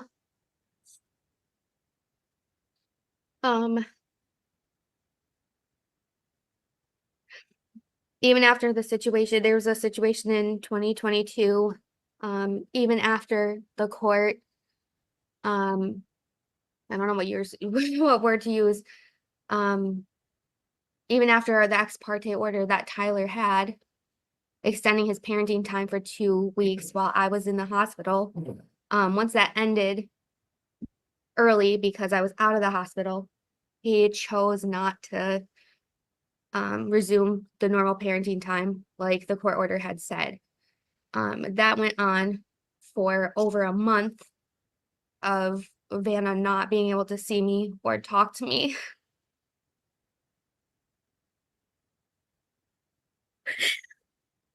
And I think when I counted it up, and I could be wrong about the days, but it was close to 45 days that he kept her from me. even after CPS and even after the judge said to resume parenting time.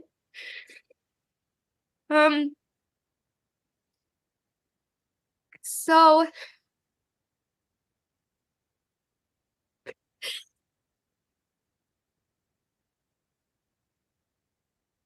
I did civil standbys when it would have been our scheduled day just to hand off. Every time it was a scheduled day that I would go and pick her up, I'd bring an officer with me and he would say no. And at that point there was not much we could do because it was a civil issue. It took me going and getting an ex parte order, which I didn't even know. You know, I didn't know I could even do this. I'm getting an ex parte order to have him return her and to resume the parenting time. That event in that summer took a huge toll on Vanna.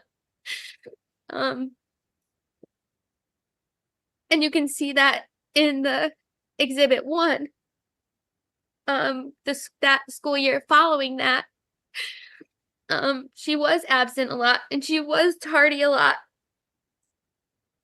But emotionally, mentally, she had gone through something that no kid should ever have to go through.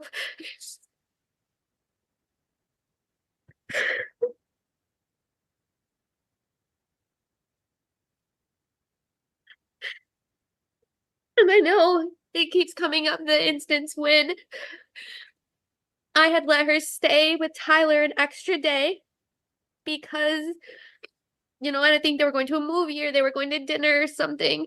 And I came to pick her up. And I was upset.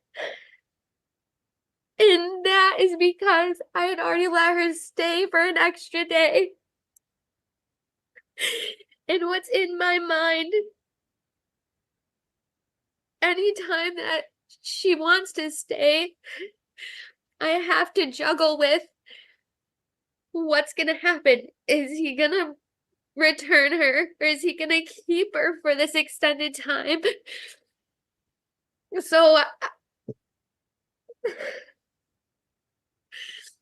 me being upset that one specific day, I think is very justified in that. Ma'am, calm down. It doesn't Sorry. help the testimony. I understand this is emotional.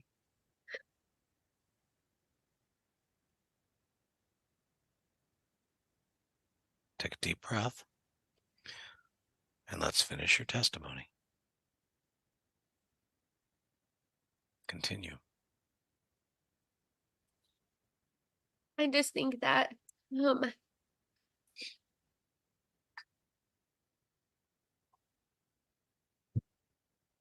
it comes to thinking about what's in Vanna's best interest and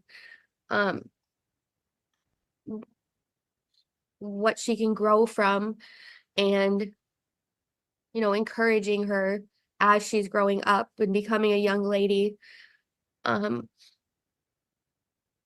think keeping the current parenting time and the current custody, as far as joint custody, joint legal, and me having full physical, I think is, you know, there would be the way to go. As there's not really anything that has gone negative in the 11 years that it has been that way. Yeah,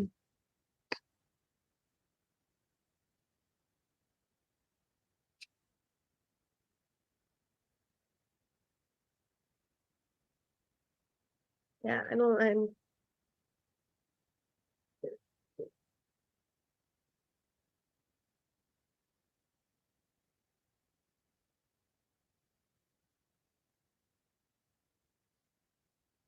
don't think I have anything else that I need to say. Okay. Mr. Chadwick, if you care to cross-examine this witness. Thank you. So, let's talk about the house you have provided for, your daughter. Okay. You purchased it for $165,000 in 2021. Is that correct? That's correct. You took out a mortgage that same month for $162,000. I believe so. 2 years later, in 2023, December of 2023, you had to borrow another $19,000. I guess I'm not understanding when you say borrow, because I paid in. I thought we already discussed this previously.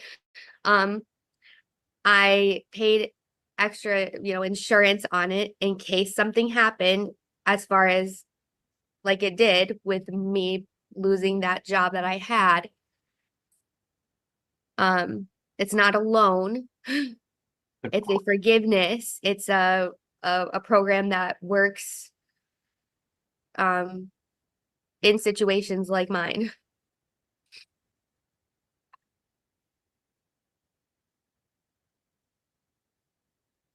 The question was whether you borrowed another $19,000. No, I didn't borrow another $19,000 at all.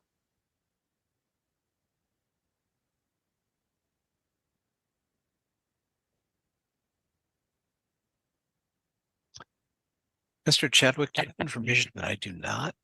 It's my understanding that she bought the insurance through HUD. And in doing so, if something happened like this disability that I believe was anticipated when all this was done, that HUD would give her the extra money.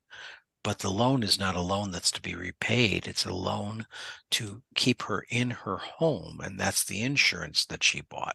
She never received the money. It just kept her home in her possession, correct? Or am I missing something? I'm looking at a document that was signed by Ms. Wright in December of 2023, 2 years after she got in her home. Okay. The amount, I'm highlighting it with my cursor, is $19,323.78. The Correct. document itself is recorded in the Ionia County Register of Deeds, and Correct. the document is called a partial claim mortgage. Correct. Right. In other words, the money went to pay for the mortgage. She never received money. That's my understanding from former testimony. But she has to pay back the $19,000. She's referred to in this document as the borrower. No, Yeah, she's the borrower, but it's my understanding that it's not to be paid back because it's federal grants that are there to maintain the household.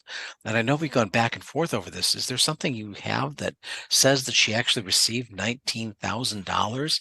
And if she has to pay it back, even if she does, it's not income as to the $19,000, it's a loan. And if she doesn't, she's exonerated because it's a federal grant program.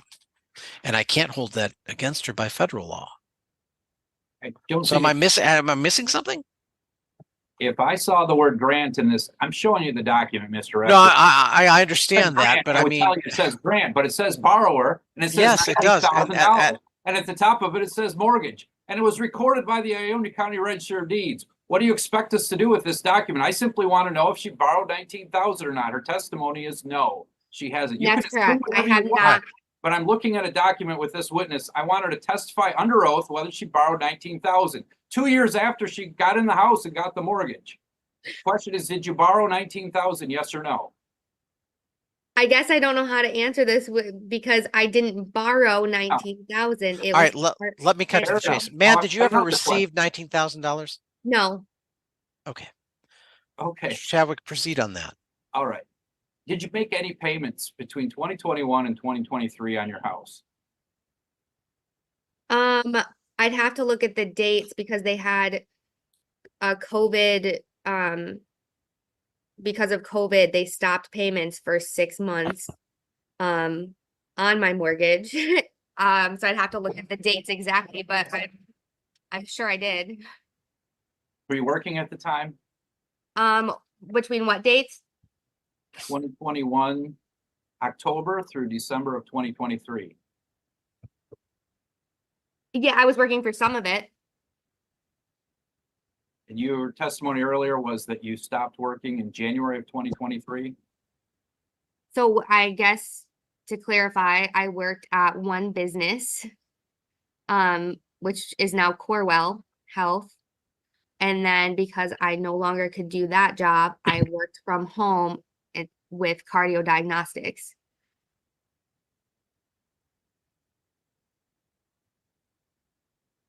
And then in 2023, you did the same transaction, a partial claim mortgage. This time for $4,093.43. Yes, that's called a partial claim. No, I didn't receive cash or a check or anything that came directly to me. You needed to do this because you were behind on your mortgage since December of 2022. Is that a question or are you? Yes. Yes. Okay, I needed to do that because I'm waiting on disability. And this is why I paid for this insurance, so that I had something like this in the event that I needed it.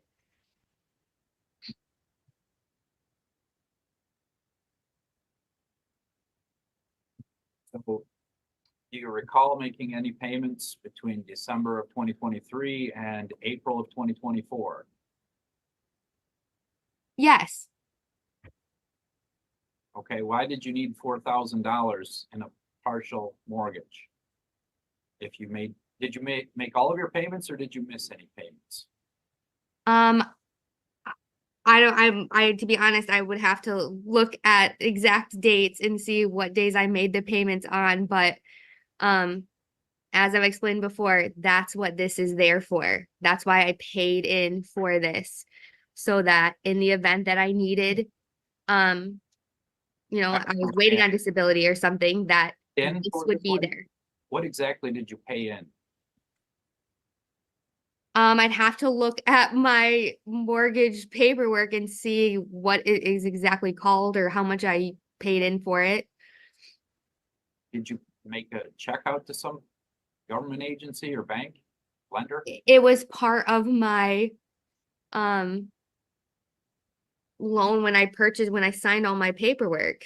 I mean, it was all wrapped up in my down payment and in my closing costs and all of that. My question was, did you make any payments between December of 2023 and April of 2024 that you recall? Yes. And my answer was yes. And how much did you pay?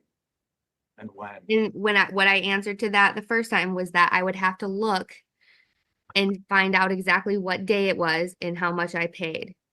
And ma'am, you answered that like 4 hearings ago and you still don't know? I mean, I can pull it up. I mean, yeah, you should have pulled it up before we even, come on. What is your, I didn't know he was gonna go back on this again because. Well, it's still an open question. You were asked the question, you said, I've got to look back. Have you paid and what have you paid? Well, my Been an ongoing issue over mortgage is- 3 of these hearings. My mortgage is $1,388. So you give me a second, I can pull up my app. And forgive me, Mr. Chadwick, for interfering, but I'm like, I'd like the answer too. What's been paid and when was it paid? So in March, I paid $1,392 because I had a late fee.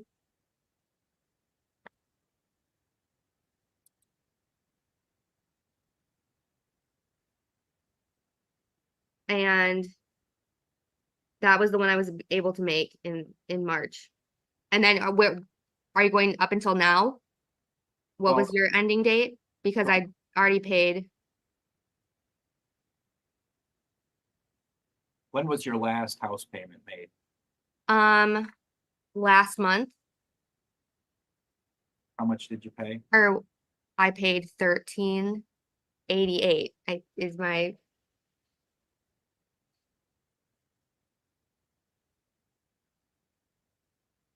You paid $1,388 in July of 2024. At the end of July. Yep. What is your monthly payment amount? $13.80. Have you made any other payments this year, 2024, on your house payment? I didn't have to because I had this partial claim. No? Your answer is no other payments in 2024? My answer is no, I didn't have to because that's the partial claim covered my payments. So I'm up to date on my mortgage. That's what that partial claim does. It gets it so that you are in good standings and you're up to date on your mortgage. Mr. Matthew Preston lives with you full-time? Yeah, Isn't yes. Isn't it true that he is working? Sorry, I don't know if my thing needs to be turned up or Is he working? he works a couple days a week. Is he contributing anything to your mortgage? He just started this job, so he hasn't even got his first paycheck yet, but he will once he gets that first paycheck. You're working now? I just started, I can only work so many hours because of disability, and they've had to make accommodations so that I can see what I'm doing. I'm still training right now to make sure that it'll work out. Ms. Wright, you don't have to tell me everything you know. Just answer my question. You are working now. The answer is yes. I'm training for a job, yes. All right. Have you received any paychecks in that new job? I received one paycheck and it was for 3 days of orientation training. Okay. Your job is at Green Acres in Ionia, Yep, and it's a convalescent home retirement facility. Very nice. it's a retirement community. Okay. What will you be working there? What are your hours going to be? I don't know yet. I have to get through the training first and make sure that I'm capable of getting through it all and doing the job before I even get a set schedule. Right now, training is different hours. Sometimes it's 6 in the morning to 2. A couple days ago, I went in for just an hour in the middle of the day.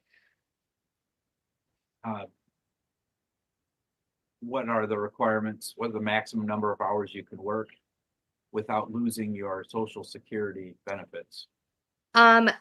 It's less than, and I might be, again, I can't see the greatest, so the paperwork that I have, I've given to my job, so I believe it's less than 24 hours.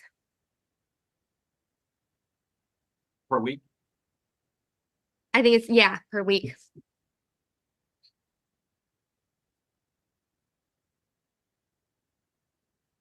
All right.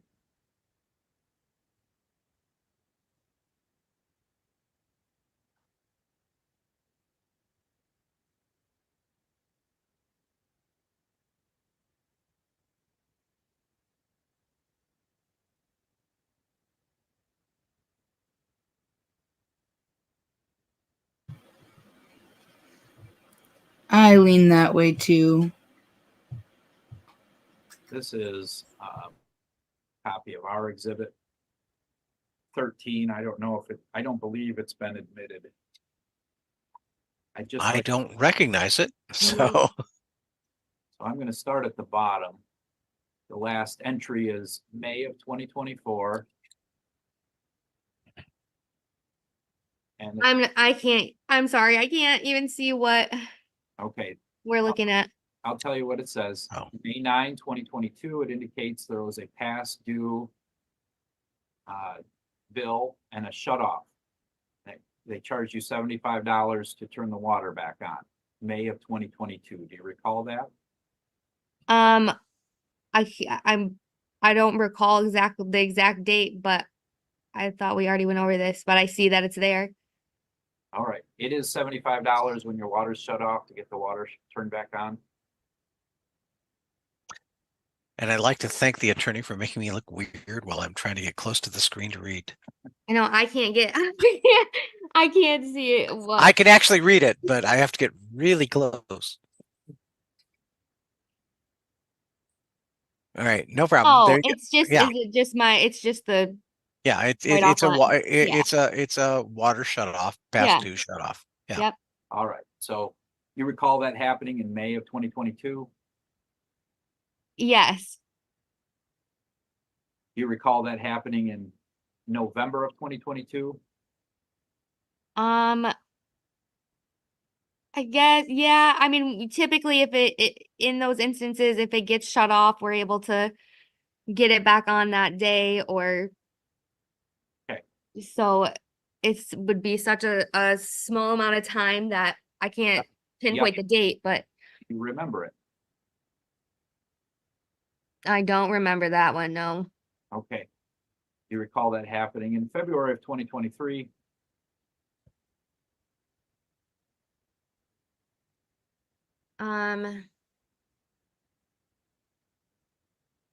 No, again, I'm not sure if you're familiar with how the city, they come out and if they stop at the house and have to shut it off, and then you,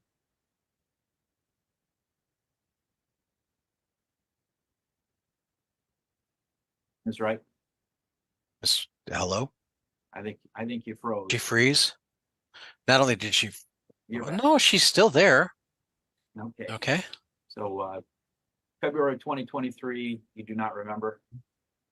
I don't recall that one. Again, I'm sorry, I don't recall the exact dates. It's such a May of click 2023? on and off. I'm sorry, May of 2023? May. I don't, sure, yep. And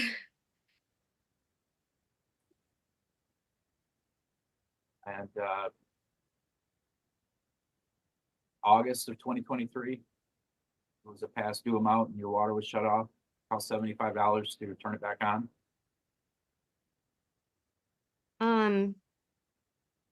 I don't recall that one either. And again, like I said, if they, Ms. the $75 fee is if they Can't have all to schedule qualifiers the people to come just- out. And do you say, So whether they shut it all the way off. or Okay, not. okay, Miss Wall, ma'am, if you just answer yes or no when it's a yes or no question, okay? Thank you. Okay. do you recall your water being shut off in November of 2023, last November? No, You recall your water being shut off this year in February of 2024? February. Of this year? Yes. No, All right. Isn't it, do you pay the water bill? I'm sorry, I can barely hear you. Do you pay the water bill? Yeah, so I would pay the water bill, yes. All right. Isn't it due every 3 months? It is due every 3 months. So isn't there a pattern here of having your water shut off every 3 months because the bill's not being paid? So when the bill comes up and then if they are gonna come shut it off and then I pay it, then they turn it right back on, or they don't even turn it off and then just charge me the 75 for sending the guys out, anticipating to have to shut it off. Okay. So you can see that there's a pattern of just about every time there's a 3-month water bill due, your water gets shut off, or they charge you $75. You see that pattern? I can see that pattern. Well, actually, I can't see that pattern because of my disability that, affects my eyes. And that's why I'm, in the situation that I was in. But All right. Does Mr. Preston help with the water bill? I mean, he will once he's just started working, like I said, when he gets paid, then When did you get your first paycheck from Green Acres? so it would have been today's Friday, so it'd have been last Friday. So when you had your water bill or water shut off or threatened to be shut off, who paid the water bill and the $75 to get it back on? When? Each time it was shut off, who made the payment? So I either I made a payment or my family helped me with a payment. Did your mom help you with the payment or your dad? I'm sure they had. I mean, I have a lot of family, so they know the situation that I'm in and they try to help as much as they can whenever they can. Your mom testified that she gave you some money last week and it was $20 and that When her and I went out to lunch, yes. She Yeah. bought lunch for us. she would never give you more than $20, $25. That was her testimony. Do you recall her saying that? Yeah, But your testimony today is she helped you pay off the water bill, including the $75. no, that's not what I said. I said my family. Okay, who helps you and your family to pay these bills? I don't, oh God. I mean, I have aunts and uncles that help me. I have my grandma that helps me. I have two sisters that sometimes help. I mean, You suppose, anyone that can, my son will, when he needed to, or when I needed it, would give me $10 for gas here and there. okay, I asked an open-ended question. I'll try not to do that. Do you suppose your family could help you before the water gets shut off to avoid the $75 fee? I mean, I guess if somebody had the funds to do it and if I was asking for the help, but like I said, in most situations, they come out, 90% of it doesn't get shut off because I'm able to pay it right then. Well, we documented two $75 fees in 2022, at least 3 in 2023, and at least 1 this year. So it does happen quite often. Would you agree that it does happen quite often? I mean, the bill comes every 3 months, so I mean, I guess that's quite often. You are not allowed to drive a car right now? I am allowed. I have a valid driver's license. Matthew, I choose not to drive for my own safety and for the safety of other people if I'm having a bad eye day. Matthew Preston is not allowed to drive? I have no idea. I mean, that's not, he's got a valid driver's license right now, so The answer is yes, he is allowed to drive. I don't know. I don't want to like look over and yeah. No, Yep. no, okay. Can't have assisted testimony. Okay, yeah, To because the I don't, best of to your be honest, knowledge. I don't know. To my knowledge, yes, he's got a valid license. All right. How long has that been the case? I don't know. I know, he did some time for driving on a suspended and then got out. So I don't know. I don't know dates or Has he been driving you around recently? I guess. I mean, I recently sometimes, yeah. And he also drives Savannah. At times he has driven Savannah. All right. Has he driven Savannah before he had a valid driver's license? I don't think so. Within the last 12 months? No, I don't believe so.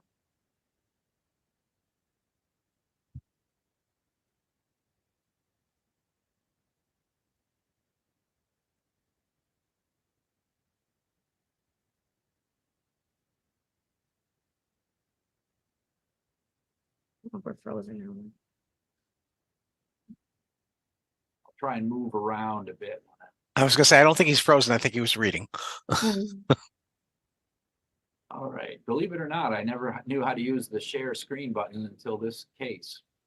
Well, welcome to new knowledge. Right. All right. This one has been admitted. This is exhibit. I thought we Oh. got rid of that one because we couldn't see who was in. Well, no, this one is the same exhibit, but if you're looking at it from this angle, now all of a sudden I can see faces. This is court exhibit 10. This was admitted. Correct. Okay. Last hearing. Now, I'm gonna use my cursor here. The printed copy I have is not legible, but this one is. Okay. You see a smiling face here? That's Matthew Preston. To be honest, I can't tell who that is, and I can't tell what car that is either. Okay. You see that he's on the driver's side. This person, this unidentified male, is on the driver's side. I guess I to be honest, I can't. Again, I can't. Yes or no? Your question is someone on the driver's side? My answer is going to be no, because I can't make it out. I'm sorry. This picture was not taken in Britain, correct?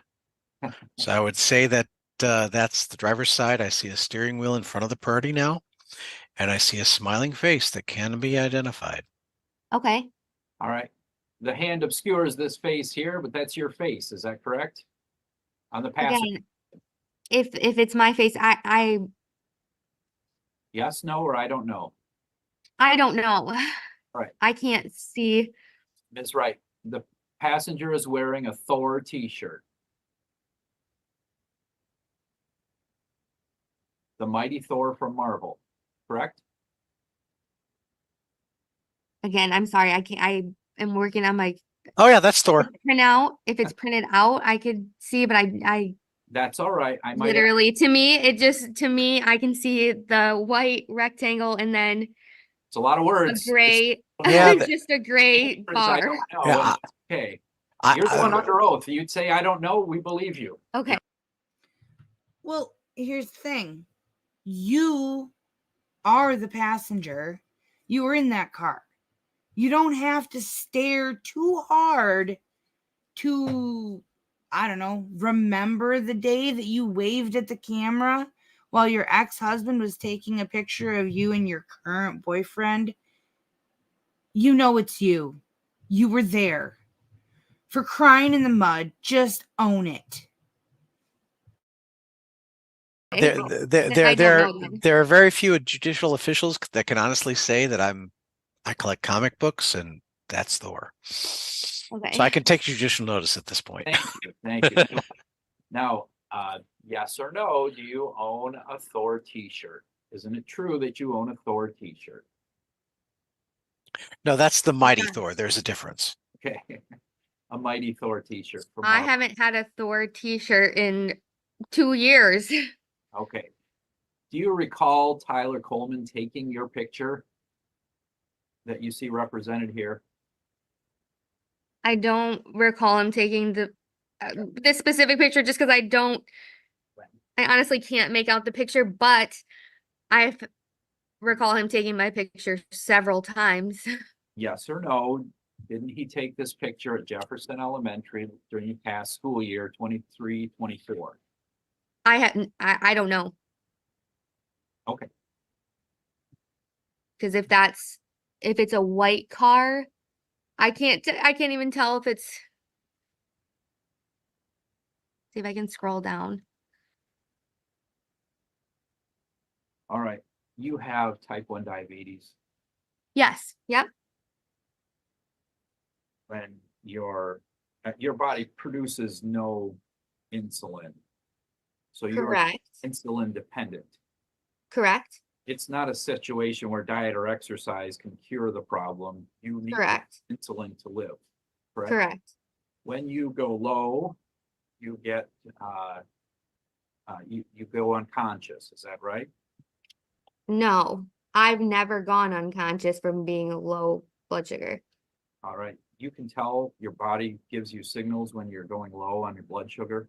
Yep. And your mother testified that you also have a CGM, continuous glucose monitor. Yep. That's hooked to your phone. Is that correct? No, it's hooked to my insulin pump. So when your blood sugar goes low, the insulin pump will alert you that you're going low. It'll alert me if I'm going low or if I'm trending up or trending down. Yeah. All right, let's go to the other end. When you have high blood sugar, you develop in your bloodstream ketones. Correct. Those are a concern because ketones indicate that your body is being starved. Not necessarily, but I mean, there's more to it than that. ketones can lead to a serious condition called ketoacidosis. Is that correct? Correct. Yeah.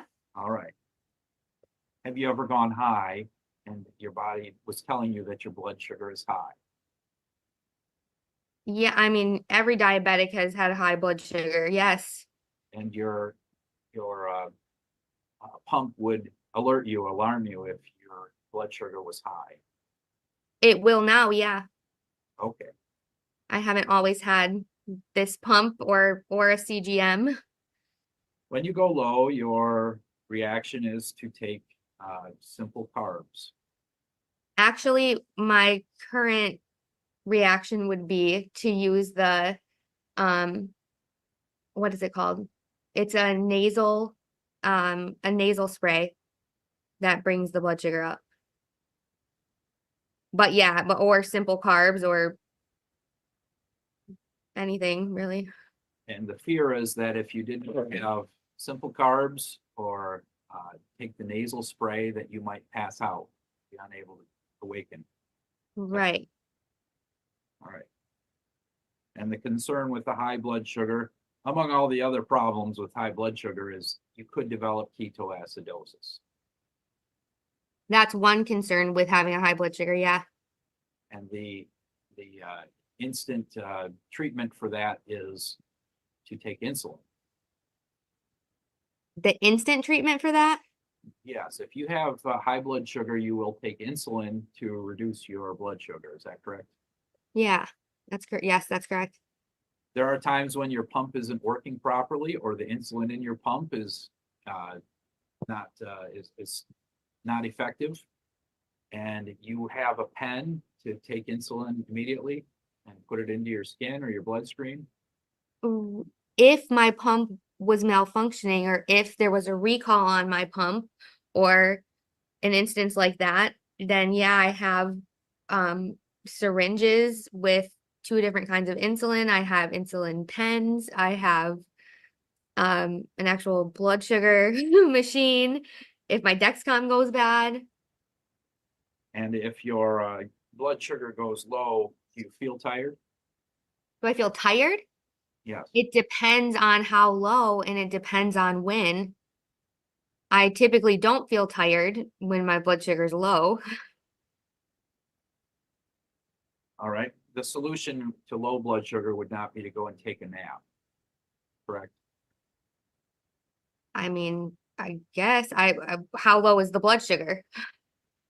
When if you had I no mean, with my pump right now, it will monitor it all night, and it will adjust my insulin based on what my blood sugar is at every 5 minutes.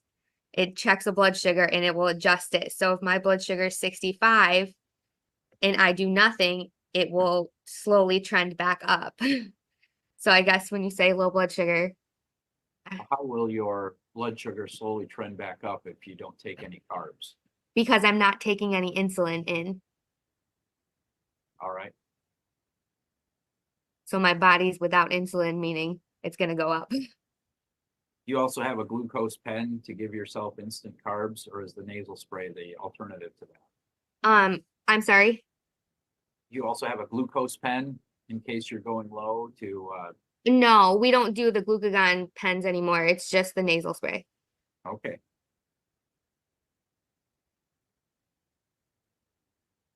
All right, so the episode that was testified to at the Ionia Skateland, where your daughter was trying to talk to you and you were not looking in her direction, paying attention to her, that was not a low blood sugar event. I'm sorry. Are you asking me if that was a low blood sugar event? Yes, that was, At Skateland, yes. I was talking to my daughter. I'm not sure why anyone would testify that I wasn't talking to my daughter. We went in for 5 minutes, got her skates. She put her skates on, decided that she didn't want to stay, and we left and got ice cream. All right, you did not have low blood sugar in that moment. I would have to look at the date and look back at my pump and see what date it was, if my blood sugar was low or if my blood sugar was high, or if I was able to see that day, or if I had just gotten an eye injection, or what was going on that day. I couldn't. Ma'am, tell you. you should have more knowledge of that day since that's been testified to in 2 of the other 4 hearings. Come on. With my blood sugar, I mean, There, that's there, there, every there, day. I there mean, have been there's 5 questions and minutes. there's been questions and cross examinations on what happened in that day. To play ignorant at this point in time does not help you. I'm not trying to play ignorant. My blood sugar, it checks it every 5 minutes, 24 hours a day. So to say if I'm And supposed again, to- that's been a question in these hearings. I don't think they've ever asked about my blood sugar. The only Yes, time we- no, it's been asked and testified to as to what was happening on that day. And you were found allegedly asleep in your car. You've and I tried to wasn't- cross-examine on that. And so you can't play ignorant to the fact that, gee, I don't know what happened that day, which is I'm what you're sorry. He trying to asked do me right if my now. blood sugar. He asked me if my blood sugar was low. Yes, and we're the trying to answer was- find out why you might be unresponsive in a car and not able to take care of your daughter, Right. I according wasn't to other unresponsive. testimony. I wasn't unresponsive in a car, so there would be no reason to be unresponsive in a car.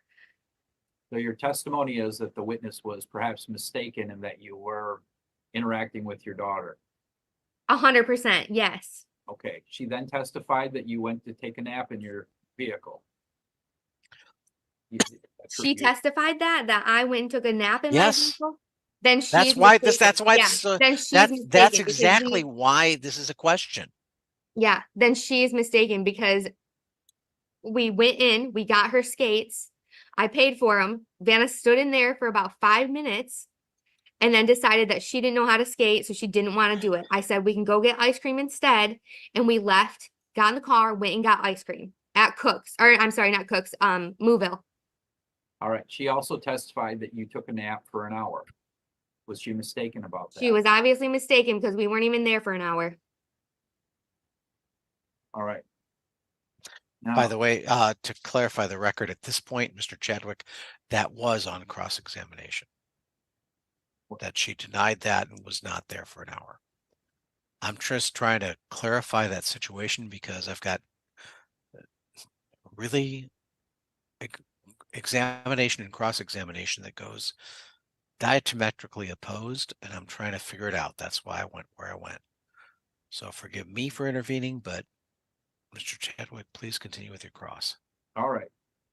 June 24, 2022, you were found in your living room by Savannah. Incorrect.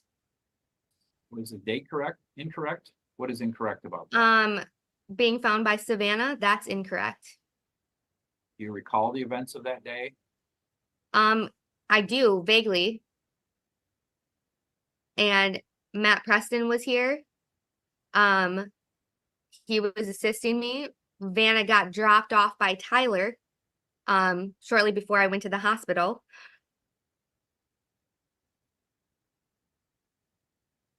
You shush. And you were taken to the hospital. Were you conscious when you were taken to the hospital? I was. Did you ride in a vehicle? I rode in an ambulance. All right. Do you recall being driven home from the hospital by Brittany Bound? I don't recall that. All right. Do you recall admitting to Brittany Bound that you had used methamphetamine? No, I don't. Do you recall that your mother and sisters were worried about your methamphetamine use? No, they weren't, as my mom just testified last time that they did a drug screen and it was negative. So That's not the question. The question is, were you aware that your mom and sisters were concerned about methamphetamine use? no, Were you conscious in the hospital? in and out of consciousness, but mostly unconscious. Would you describe your condition as being related to your diabetes? It was 100% related to my diabetes. My blood sugar was over 1,000. When I got there, I was in the ICU. I had a central line in my neck. I had a catheter. I ended up with swelling in my brain. I had kidney damage from it. It was ketoacidosis High that blood, like I've never had. you recall your pump alarming you that you had high blood sugar that day? My pump, there was actually a recall on the kind of pump that I have because of issues like this, where the sensor wouldn't notify, wouldn't correspond with the pump to make those alarms like it was supposed to. Your Mr. boyfriend, Chadwick, I know we've had some testimony prior to this, but we don't have any medical records from that event. And if you do, did it show that her blood sugar level was over 1,000? I don't have any records to that. Okay, I just wanted to know because I know none have been entered. We've testified on this. This is like the third or fourth time we've testified to this event, but that's the first time I've heard of the blood sugar level. So I was Yeah. wondering if you had any knowledge. Right. Okay, please Aside proceed. from- I apologize for interrupting, but I'm like, a blood sugar level over 1,000 is shocking. Yeah. Your boyfriend, Matthew Preston, refused to take a drug test? I don't recall. I don't know. I don't know. Are you aware of any time since June 24, 2022, that Matthew Preston has used drugs, illegal drugs like methamphetamine? No. Are you aware of any time since June 24, 2022, that Matthew Preston has been tested for illegal drugs such as methamphetamine? I have no idea. I don't know.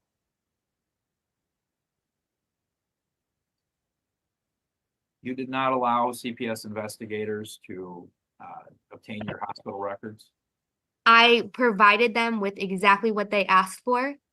I gave them my drug screen. I gave them a note from my primary care doctor. I gave them the discharge paperwork from the hospital. I gave them everything. The only thing that I wasn't going to do with advice from an attorney was to sign a blanket statement saying they have access to all of my medical records. But I gave them what they needed and what they asked for.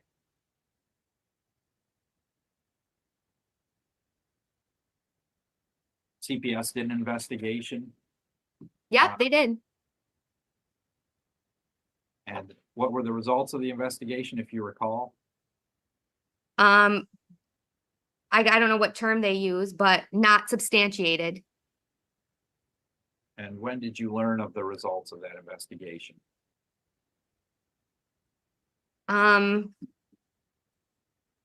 As soon as it was done. That process took weeks. It took a long time. Yeah, it took a long time. But the whole time she was never removed from my care at all. Okay, just question of timing. It took several weeks. Sure. Yeah. This investigation. All right. Kara Griffin is the evaluator from the Kent County Front of the Court who prepared the investigation for the Front of the Court. And on page 5 of 14 of that investigation, Ms. Griffin wrote, quote, during the CPS investigation, Holly refused to sign a release for the CPS investigator to review her hospital records, end quote. Question, during the 2 weeks that it took, the few weeks that it took to get the CPS investigation, you never talked to an attorney to see whether or not you should continue to refuse to sign the release? I did, and that's what I just said, that they told me to provide them with the medical records that they're asking for, which I did, but not to sign the blanket statement saying that they have access to all of my medical history and medical records. I provided CPS with exactly what they asked for when they asked for it. I did a drug test. She came to my house. They did a whole searched my whole house. I mean, I gave them every single thing they asked for when they asked for it. You wanted to talk to an attorney first? I'm sorry? You wanted to talk to an attorney before signing the release? I was already talking to an attorney because Tyler had gone and gotten a ex parte order. to keep Question. Savannah, and he wouldn't return her back at all. So I was already back and forth trying to figure it out. We've been told that you refused to sign the release because your testimony is you wanted to talk to an attorney. No, my testimony is that I had already talked with an attorney who said not to sign anything releasing medical records because it'll be a blanket statement, like a blank, every single medical record from whenever. He said to provide them with what they're asking for, and that's exactly what I did. Something from my primary care, my discharge paperwork, my drug screen. I even did a drug screen when CPS came here.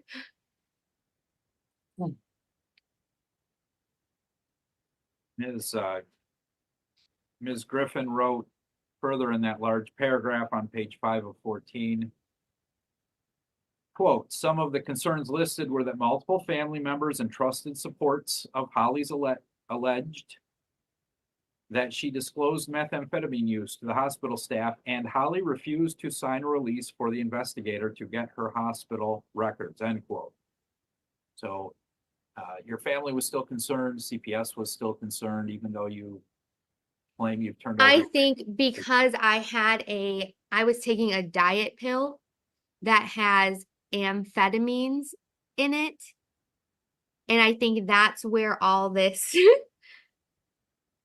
I don't want to say crap, but all this nonsense came from, because I had a positive amphetamine test because I was taking, what is it called? Qsimia, I don't take it anymore, but it was positive for that, not methamphetamine. It was a prescribed diet pill.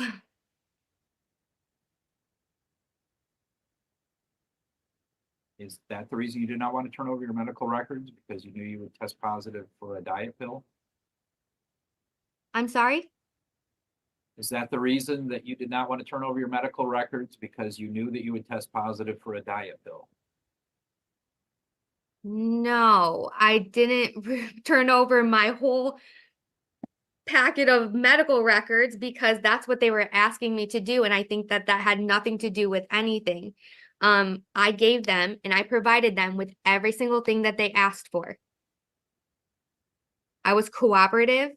I gave them, they wanted to do a drug test. I let them do a drug test. They wanted my drug screen. I gave them my drug screen. They wanted the discharge paperwork. I gave them the discharge paperwork. I even had my primary care doctor submit something. I mean, All right, so Ms. Griffin wrote that the CPS investigator highlighted several concerns, and some of the. I guess I don't know if I can object to this because this sounds like if she's No. saying that someone You have else to is answer, saying you have to answer something. the question. Okay. So Ms. Griffin wrote in her report that the CPS investigator highlighted several concerns despite not finding preponderance of evidence. Some of the concerns listed were that multiple family members and trusted supports of Holly's alleges she disclosed methamphetamine use to the hospital staff. Second one, quote, Holly refused to sign a release for the investigator to get her hospital records, end quote. So CPS was concerned that you didn't sign the release. Your testimony today is that you turned over hospital records. I did. I actually have the whole CPS report, which includes the records that I gave them. So their concerns were just misplaced. Yes, 100%. Same with whatever support system or whatever family members they're talking about. If they're concerned about methamphetamine use, then they've got that mixed up with this diet pill that has amphetamine in it. All right, I'll object. And Mr. Chadwick, CPS, through their investigation, I realize she testified to this, but you have the CPS reports. I don't know if I do, because I haven't re-looked at all the exhibits over 5 hearings, but they did not substantiate? Correct. No, I'm asking Mr. Chadwick if he has that sorry. information. I don't have any CPS reports. What I have is Okay. they don't say substantiate anymore. They say preponderance or no preponderance, and that was the finding, no preponderance. Interesting, because I find that they find that there's preponderance to substantiate or no preponderance to not substantiate. They follow through in Kent County. to the Good. best of my knowledge. Because that is a huge statement. Because let's face it, their burden of proof is much lower than ours. Yeah. Right. All right. Lastly, you testified earlier today that that Tyler prevented you from seeing Savannah after this incident in June of 2022. Correct. He got an ex parte order Yep. to take away all of your parenting time for the foreseeable future. Nope. He got an ex parte order that extended his parenting time for 14 days. All right. And then he was in communication with CPS during that time. You would have to ask him. I don't know what Tyler was doing during that time. You did not have parenting time until you filed your own ex parte motion. Correct. But if this was after we went to court, after I got out of the hospital. I believe I was in there for about 10 days.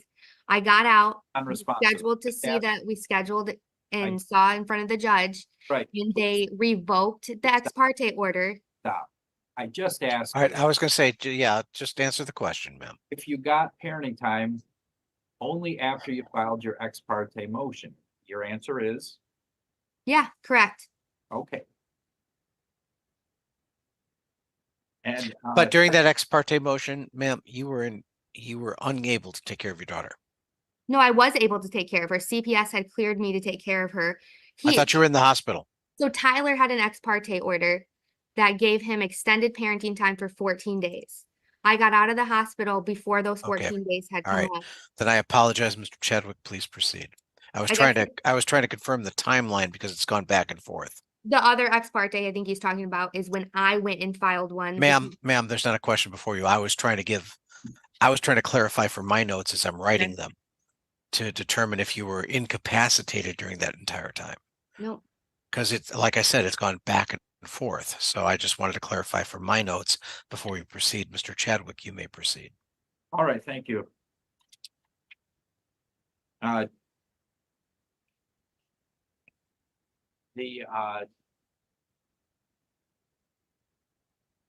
How long did it take for CPS to clear you when they made their finding of no preponderance? I might have asked you this already. Specifically. I guess I don't know the exact time frame because no one ever removed Savannah from my care or anything. So there was I guess it took weeks to get the final report, but during that time while they were investigating, there was no restricting her from being with me at all. The court even had said to resume normal parenting time. Do you have your copy of what's been admitted as Exhibit 1 with all the pink lines on the school attendance records for Savannah? Yeah, I just looked at it earlier. That's how I started mine. All right, so I've got what I'll refer to as Exhibit 1. Okay. And then your Exhibit 11 that was just admitted today. Okay. All right, you want to excuse the white areas of your Exhibit 11 because it was snowy and she walked to school and then her tardies should be excused. Even though it was yours. I guess I'm not saying that they're excused. What I'm saying is that on here it's marked as an unexcused tardy. So being that it was unexcused, Tyler nor I had any idea that she was even tardy that day. Well, tardy means that, you know what I'm saying? That tardy means that she walked into class as the bell was ringing or 2 minutes late. So I'm just indicating that those days are snowy outside. She walked to school. That's right. You've had plenty of time to explain yourself. I just want to ask. Well, I was trying to answer the question. Sorry. I'll ask you a question. You just tell me yes or no, or I don't know. I see that you didn't mark these as orange, even though they are unexcused. Right. Do you see on the bottom where it says what orange represents? Yes or no? These are not marked orange. Correct. So even though they were not excused by the school, you believe that the referee should not count these because you haven't marked it That's- orange. I guess we're not on the same page here. No, I'm- obviously you're not. And no, I understand what you've done, and I understand what Mr. Chadwick is trying to say, is that you're trying to say these are explainable because of snow, and he's saying, look, they're still unexcused, Right, which is and I what guess, his chart says they're unexcused. You're and trying they to are say unexcused. you're trying to say they're excused by you over and above the school saying they're excused. No, I guess where I was going with it is they're unexcused. Tyler nor I knew that she was tardy on these days. Okay. She wasn't driven to school late. They were still days on which They were you days had, Stop it right there. right. they were She was days in tardy. which you still had control of the child, and it was your responsibility to get her to school on time. I said orange, I meant blue. Okay, blue's Tyler, I get it. But I'm green. the You're school, glad, be glad I'm not colorblind. yeah, the school calls both parents when there's an unexcused tardy. Is that correct? Incorrect. They don't call when there's an unexcused tardy. What? They call when they're absent. That's what I was getting at, is that these days she walks herself to school unless she was, if I dropped her off, I'd have to go in and excuse it and sign it. These days that are unexcused, I'm not saying that this is 100% the reason, but these days are in the winter when it's snowing. They're unexcused. Tyler nor I knew that she was tardy on these days. All right, but if we were to color code these according to the school's records, these would all be blue because they're unexcused tardies when you had her the night before. Correct? I mean, they're unexcused. I mean, that's why on the colors, things that are on here, they would be on unexcused. The rest of them are excused. So the Looks like, ones in white are unexcused. And those are I think those are the only ones that are unexcused. looks like there's 9 of those from November to February. That's the, you've described those as winter time, tardy, unexcused. That in those, there was also 7 snow days during that same stretch. Did you not understand The what days before and days after. help me out? I asked you a question. You answered a question I never even asked you. Just listen. There's 9 of those. Is that correct? Sure, yep. From November to February. And Correct? she was tardy, less than 5 minutes tardy. Yes, Who says less than 5 minutes tardy? the school does. The school doesn't say it on this document. Correct? School doesn't say it on my exhibit 1. I guess if that's the case, then how do we know what any of these say then? We're Well, just assuming what all these mean. I got it clarified from the school that that's less than 5 minutes tardy. Okay, well, we can all agree it just says tardy unexcused. It doesn't say tardy unexcused at all. It just says T. The TU says unexcused. Okay, but it doesn't have that written out. Do you know what I'm saying? Like, Yeah, we're gonna yeah, argue, TU stands for tardy, unexcused. right? TE is tardy, excused. It does not give a time limit, and the person that did testify from the school, I will have to relook at his testimony at this point. I'm sorry, I'm not gonna. Yeah, look he back at my couldn't tell notes us right what they meant, is what he said. now. But This is exhibit 1, correct. and it's got 3 pages of colored lines. The 4th page has a legend. If you look on yours, I can't really show it to you on the screen, but if you look on the 4th page of your copy of exhibit 1, right at the bottom, it says TU equals tardy unexcused. I think I Right, just did that. correct. Yes. We And on the next page, the T stands for tardy. So it's, you know, it's pretty clear what the school records say. right. So we got those 9 days are tardy unexcused. That's what it's listed Correct. on both exhibits. We agree. I think we're both agreeing to that. You're just disagreeing as to what that actually means as to time. They're still all guess- tardy unexcused on your time. Well, I'd like to probe the witness if I could. Certainly you may. You Just don't trying to know put us on if- equal footing here. According to the school documents, you don't know if it was 5 minutes or 35 minutes. According to the school documents, according to me just going up to the school and getting this printout, and them verifying and clarifying that it's less than 5 minutes. Otherwise, it would be an L for late. That's Tardy is all- different than late. That's all non-responsive. You can tell me what you were told and it's hearsay. So I'm just asking you, according to the school records, And I'll note that for the record, I'll take that as an objection to hearsay, yes. and I'll grant that. So the records don't say anything about less than 5 minutes. In fact, she could have been more than 5 minutes because you weren't told by the school that she was even tardy. Is that right? That was your testimony. I guess I don't know because I can only go by what I know from being I will also, told. So I don't know. I will also note for the record that none of these school codes indicate an L for late. The L. There is no L. All of the qualifications on the reason codes that were submitted on Exhibit 1, none of them has an L for late. So please proceed so that we're on the same footing. The only L is IL, and that stands for illness. Yeah. Please proceed, Mr. Chadwick. All right. So we have one that says L/VA.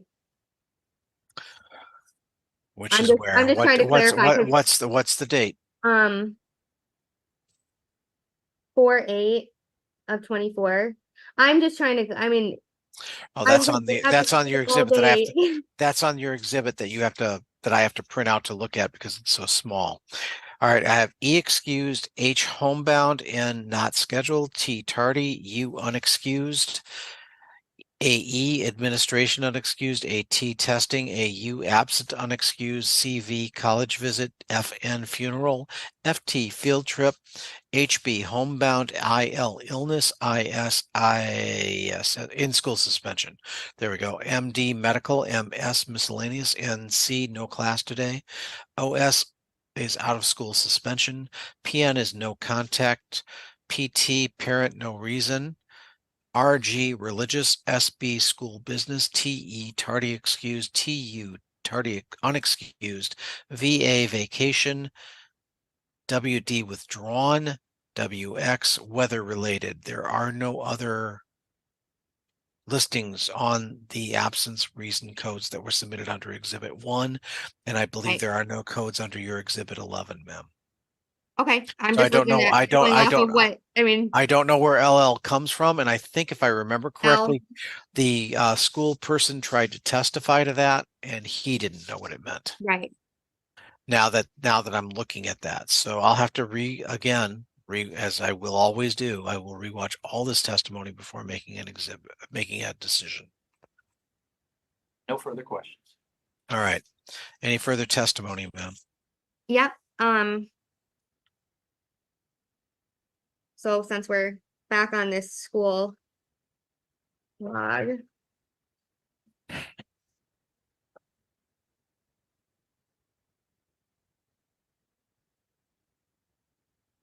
All right, I just had a sticky note with.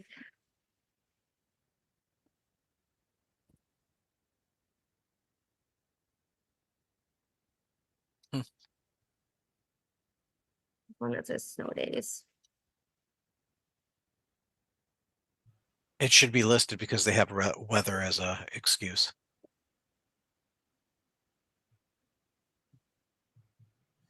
I'm gonna go back to Finis Evans cheer. E-I-E-I-E-I-O. Come on, T-Birds, let's go. And that would be WX weather related. And we all live in Ionia County, therefore, God help us, weather related is an issue. Yes. Okay, so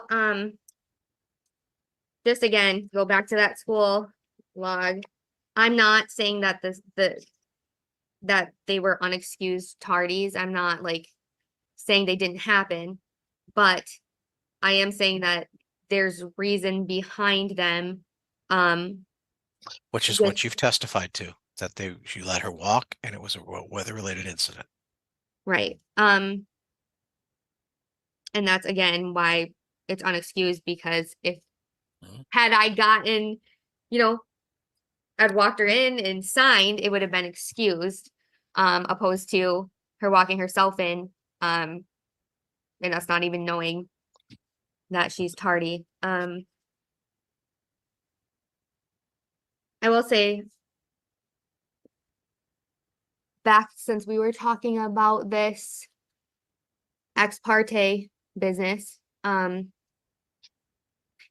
the ex parte that Tyler had gotten extended his parenting time for 14 days.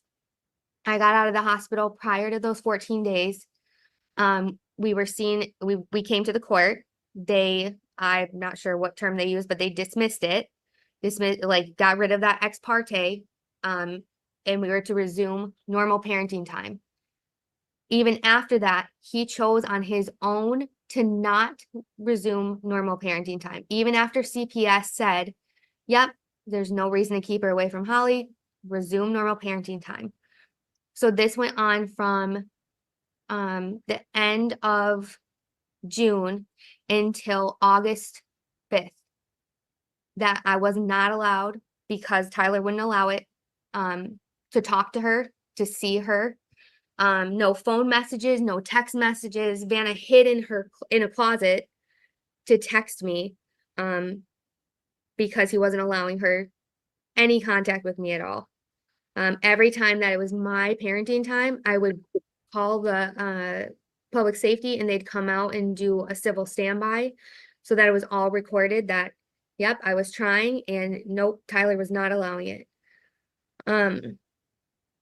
So it wasn't until, like I said, I think August 4th is when I came and got an ex parte order, because there was nothing Tyler was going to do he was not going to let me see her, not going to let me talk to her at all. I came there on the 4th. On the 5th, I was able to serve him with the ex parte and bring Vanna home to resume our normal parenting schedule. That whole incident, being away from any parent, whether away from Tyler or me for that long of a time, is so detrimental to Savannah. When it's been consistent for 11 years, well, at that time it was, she was 8, 9. It's one way, and then to just be completely without one parent for that long is sad.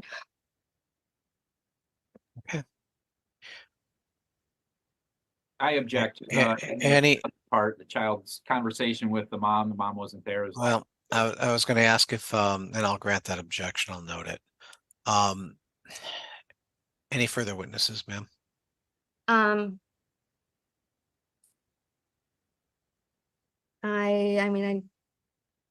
don't believe so. No. Okay.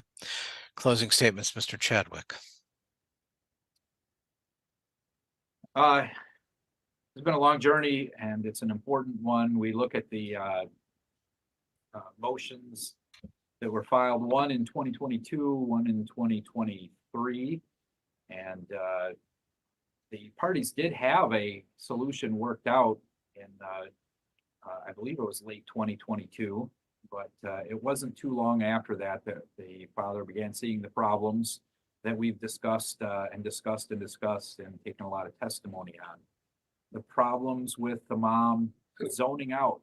There was a witness that saw her zoning out. She wasn't listening to her own daughter. And the daughter's statement to the mom, according to the witness, That's hearsay, is that not? No, we're calling closing statements. He's doing this Okay. based on testimony that's been presented to the court Gotcha. over now 5 days. The daughter's statement to the witness, I believe, was an excited utterance. She just said she does that all the time. So again, that was testified to and not objected to at that time, and I considered it an excited utterance anyway. So yes. Yes, and I think it's significant because the daughter knows that this behavior happens. The daughter's embarrassed by it. The daughter wants to explain it. She wants to understand it. Then the witness said that the mom went out into the truck and took a nap for an hour. So either it was lack of sleep, could have been a low blood sugar incident, could have been a high blood sugar incident. We don't know. Could have been drugs. If she was on methamphetamine at the time, that might explain the behavior. But it was a concern to the daughter, and it was not new to the daughter. It was behavior that she had seen over and over and over. and was able to express that in the moment to the witness, who was also concerned about seeing the mom in that situation. You look at the June 2022 situation where the mom was found. The evidence is that she was found by the daughter, passed out, naked in the living room. Again, you could say that was low blood sugar or high blood sugar. Does not sound consistent with high blood sugar, but we don't have any medical evidence one way or the other, so we're stuck with the testimony of the mom who says it was high blood sugar. However, when you pass out, you don't get a chance to take your clothes off. You would already have had your clothes off before you passed out. And where was she when she was found passed out? She was in the living room. That is not a place where you would normally be naked around your house. Bathroom, bedroom, perhaps. Living room, no. There's something strange going on in that situation. And the fact that she was found by the daughter, and the daughter worriedly called the grandma, Ms. Wright's mom, and then the ambulance came and took her to the hospital. These are huge concerns. And again, Mr. Coleman couldn't ignore that. He had to file a motion. He had to make sure that she was in a safe house, that Vanna was in a safe house. And he can't control what happens when Vanna goes to mom's house. That is mom's responsibility. You have events like these, you can say that it's because of high blood pressure or high blood sugar, low blood sugar, but it does seem inconsistent with that explanation. It does seem more consistent with someone who is on drugs. Add to that, there are people in the home who have criminal records, people in the home who at some point we noticed that they did not have a driver license. Mom can't remember when her boyfriend got his driver license. That was her testimony today. I don't know when he got his driver license. Has he driven your daughter around? Sometimes. I think that the mom would know whether her daughter's being driven around by a licensed driver and would prevent that illegal activity from happening, and at least would want to know that. But this mom doesn't know that, doesn't know when he got his license, and she just tells the court that he has a license now, even though there's evidence that for much of the time that we've been studying the last 2 years, he has not had a license. You look at the house, and I don't excuse any of it. The basic responsibility of every parent is to provide a home for their child. This mom could not do that, chose not to do that, couldn't pay the water bill, couldn't make a house payment. She gets behind on the house payment. She gets behind on the water bill. Now she's going to hit up the family to help her get her water turned back on. And that cost her another $75 every time it happened. Her testimony was she remembered some, she didn't remember others. But it seemed pretty consistent from the bill. Again, we didn't admit that into evidence, but it sure seemed pretty consistent that every time there's a water bill due, the water gets shut off because she's not paying the bill. And she's got other adults living with her. She's not financially responsible for them. She's responsible to meet the basic needs of her daughter. And she wasn't doing that. And these adults that she was carrying were not helping her with that either. So, and her testimony was her mom didn't help her pay the water bill. She was very adamant that mom did not help me pay the water bill. I don't know why you'd want to deny that, but if it's true that mom didn't help pay the water bill, then what's wrong with mom? In other words, grandma, what's her first name? Nancy. What kind of woman would say, no, I can't let you turn your water on when you know that your granddaughter's going to be there half the time? And what grandma says to the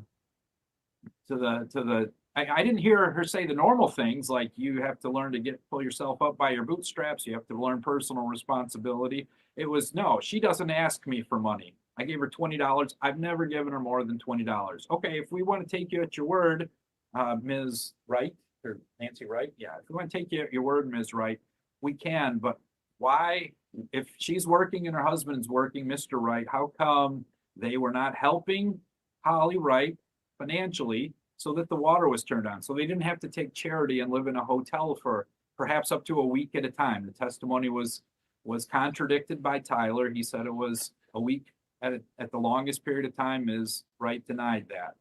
The fact is, he goes to pick her up and she's not at Holly's house, she's at a hotel because heat's off, water's off, no electricity in the house, it's wintertime. This is not a responsible parent taking care of the basic needs that any parent would have to do to take care of a daughter. What are we going to do if we leave things, as Miss Wright would like us to do, leave things the way they are?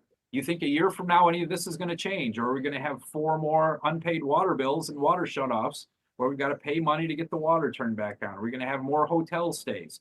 Is she going to be late for school more? Is she going to be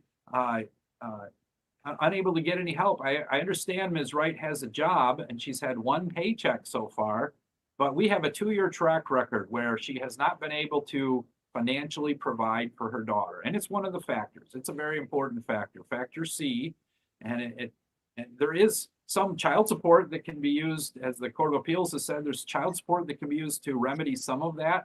But when you've got a mom with no income for 2 years, no support from her boyfriend for 2 years, minimal support from her family for 2 years, what makes us think that year 3 or 4 or 5 is going to get any better?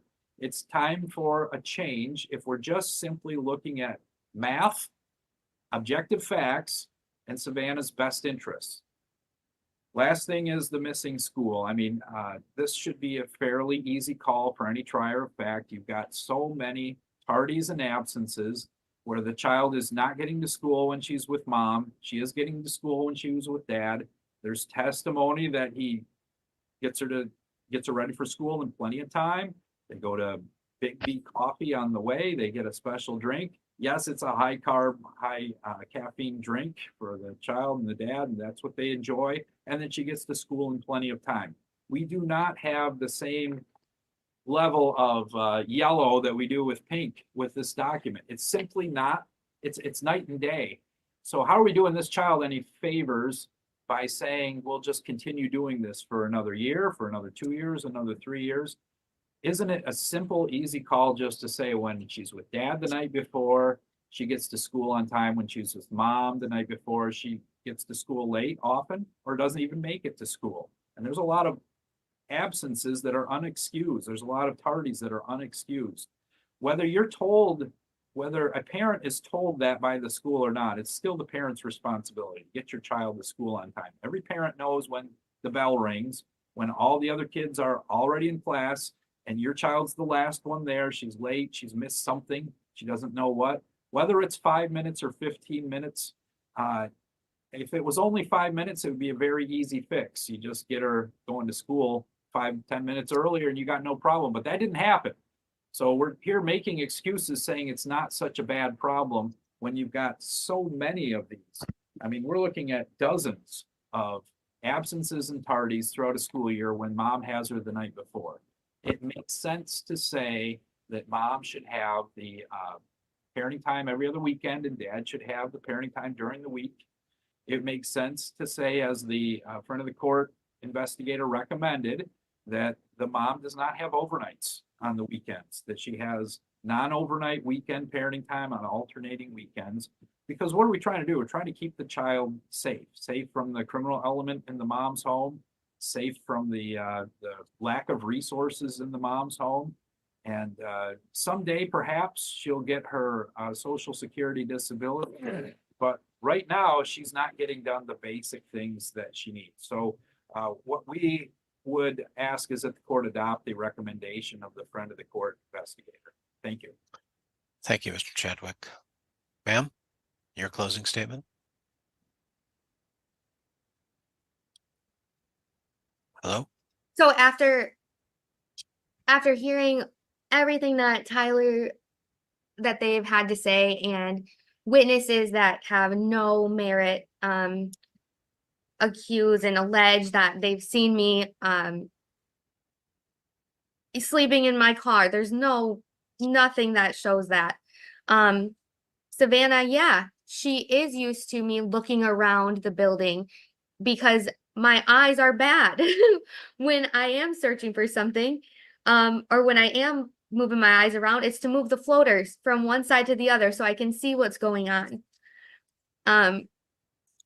It's unfortunate that whoever this witness is that says that I looked like I needed, like she was concerned, instead of asking me if there was anything she could do, instead she just walks away and then testifies that I was passed out in my car, which it sounds like, Tyler's saying that that's a drug thing. I don't know enough about either any types of drugs to say whether or not that would be. I can say that that never even happened. As far as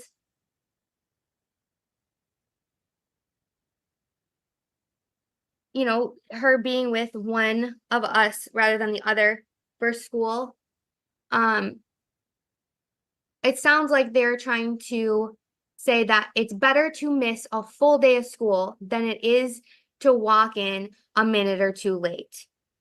I think that's ridiculous to say that, to justify the absences that have happened on Tyler's care just because it's a half day and he doesn't want to take her, or he's got work to do, so she's just going to stay at home.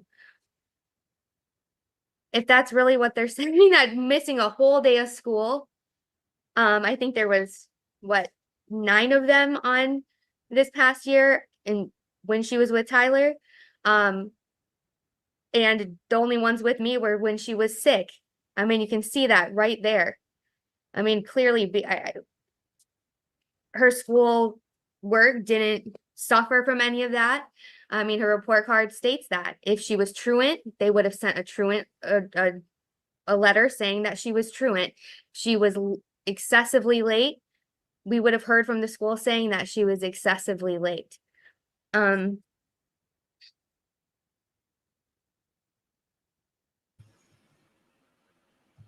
And for the record, the truancy administrator officer person said that she fell just below the guidelines of receiving that letter about being truant.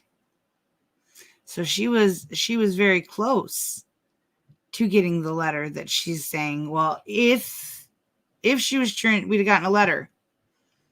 You almost did.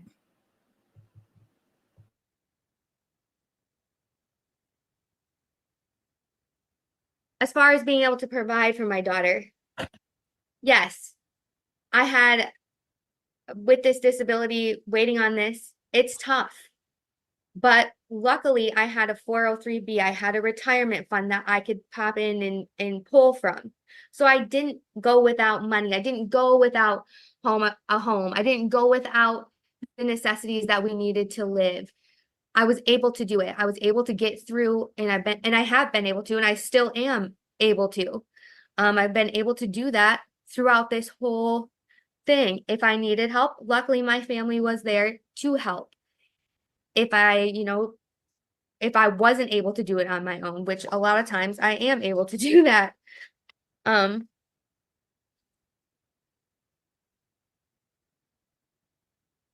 As far as the recommendation from the friend of the court, after reading through that, the recommendation was based on the evidence that I wasn't able to submit.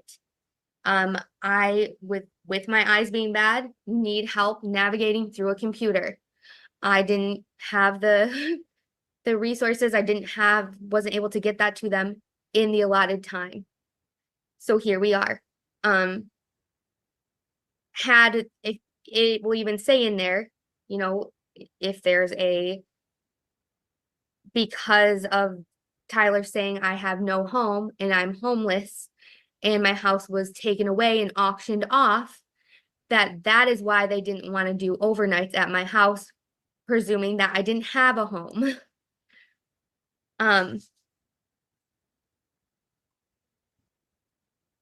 With any allegations of drug use, that hurts so bad because I have worked in healthcare my whole life where they do random drug tests, all these different things. And to have people randomly in the community, because of the things that Tyler's saying, even when they're not true, I have to walk around with a negative drug test paper in my pocket so that I can throw it out there and show people. If anyone thinks that changing the way that this has the parenting time and the custody to Tyler having her all week and me just having every other weekend, if that And that is clearly not in her best interest. Ever. And never, I would never ask that. I would never even ask the court to do that in my favor either, because kids need both parents like she has had. In Michigan, in order to change the custody agreement, there has to be proof that there's been a change in custodial environment. And Tyler's failed to do that. He's not been able to provide any evidence showing there's been a change in that custodial environment. I think that is why every time he's filed for it over the past 3 years, it's been thrown out of court because there's no proof. There's nothing to show that.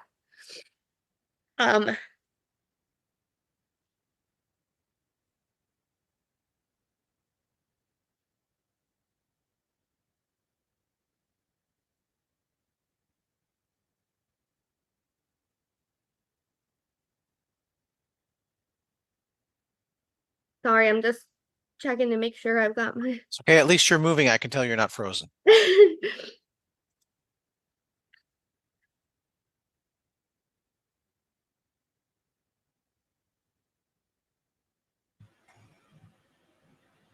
At least she's sober this time. At least appears to be. For the most part.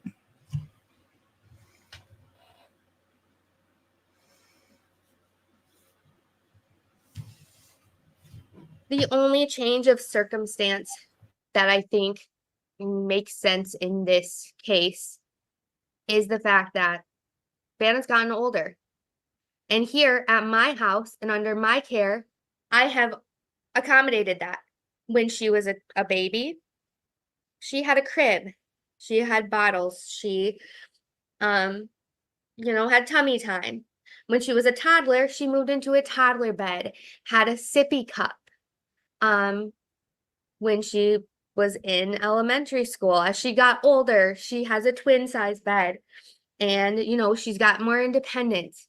At Tyler's house, he continues to treat her like a baby. She has bottles that she drinks there for fun. She still sleeps in bed with daddy. He ties her shoe for her. There's no adapting to her growing up. And that's sad. So what's in her best interest would be to continue the way that we have been going, where it's almost 50-50 on parenting time. We have joint legal custody.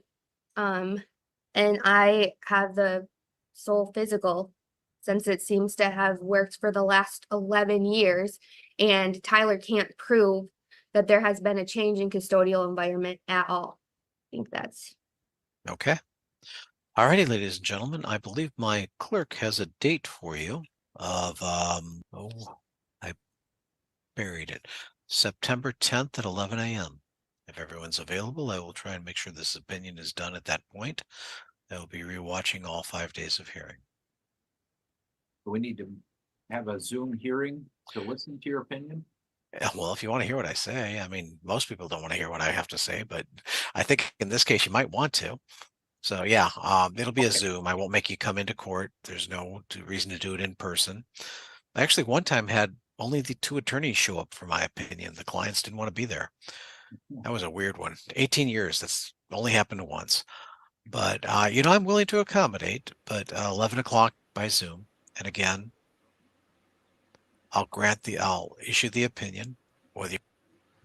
Was the bottles thing testified to prior to today? This is the first I've heard of it, where I've not heard that other than just now. You want to be here or not, that's your choice. Okay. All right. I'll have to send an associate. Well, no, we'll find another time. No. Mr. Chadwick, no. That's why I offer the time. Okay. I'm not saying we're trying to get it done before I go on vacation the following week. Yeah, well, we have another date. I'm on vacation after No, Labor Day. hey, and again, that's why I also asked the parties. This is a two-way discussion, not a one-way one. Okay. I want to make, if somebody's got something big at work on that day, God, no. Tyler and Yeah, everybody wants this done, but I've got to rewatch 5 days of hearing while I'm doing 30 to 70 other hearings in the middle. So, oh, great. Okay. He's gone 9. Yeah. Okay.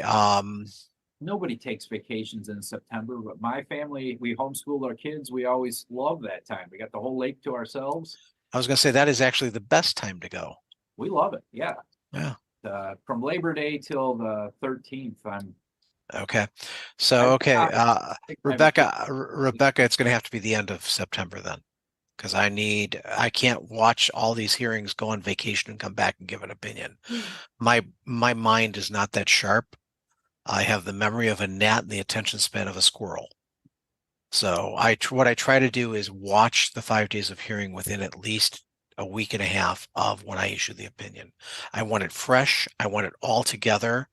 Because as we've discussed in this hearing, we've gone back and forth. There testimony that I have to rewatch, and I have to actually put Exhibit 1 and Exhibit 11 next to each other. So, I don't do this off the cuff. I did it off the cuff about 5 weeks ago, and now I've got to reissue the opinion because I thought about it within the next 2 days of that issuing that opinion, because it was a short hearing. It was like 2.5 hours. And I thought, I got this. It's simple. I issued my opinion and I didn't sleep that night. And I basically went, I got that wrong on this issue. This one issue I got wrong. So I'm issuing a reconsideration. So I don't want to do that. I want to rewatch the hearing. That was a lesson relearned. John, I've always said, if you want me to tell you what you got wrong, I'll be happy to help you with that. my wife and my children do that enough. Thanks. Okay. I got that covered. Okay. Okay. So I just want to try and get it right. And all of you have said things, all of you have argued back and forth. And I want to make sure I hear all the arguments and relook at all the exhibits before I make a decision. So Ms. LeVay, October 3rd at 3:00. While I was jabbering, she gave me the number. Yes, that works for me. And thank God I'll have a haircut by then. My wife wants me to go as Hercules or Zeus for the Mickey's Not So Scary Halloween party. So I'm letting my hair grow out so it, fits the costume. It's driving me nuts. Glad we're done. We accomplished a lot being closed at the close of proofs. We're all done with proofs. I think we're all done, and I will see you on October 3rd.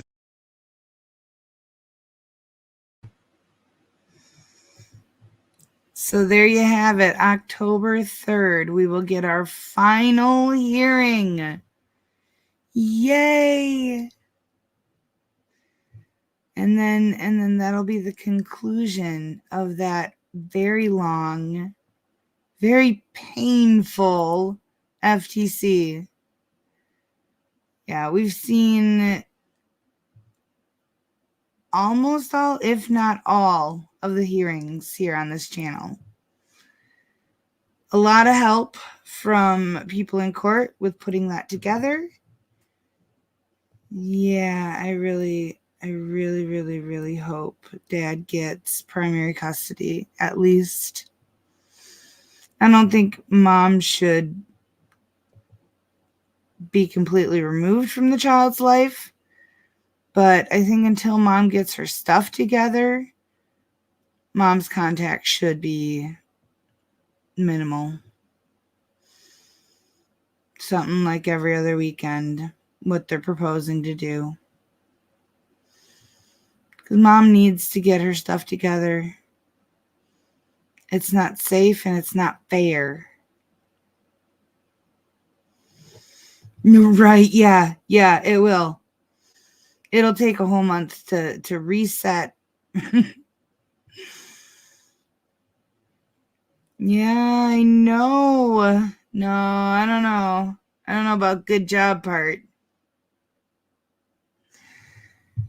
The sad thing is I'm all out of content that I can do replay crew minis with. So I don't have any that I can post tomorrow.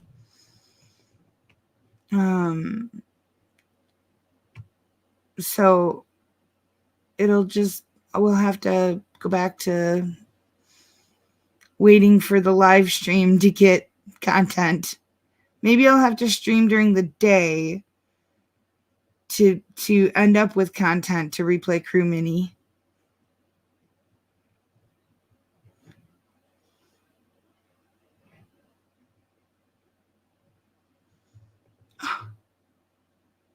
I actually stayed awake for this one, Sir Philip. But yeah, I kind of I kind of do have to do that. They are, oh my gosh. I'm now referring to them as my partner in crime. That's the PIC now. I absolutely adore them. I was saying last night, it's so great to have a friend that truly, truly understands the struggles. Because, I mean, I can tell you guys, and I try not to. I mean, I don't, by no means, I don't want you guys thinking that, you know, that this isn't easy. I want you guys to think I just, you know, swim through everything. No troubles. No retrograde, right? No, it's not like that. No, it's nice to have someone to vent the struggles to, that truly understands and isn't going to judge you for it.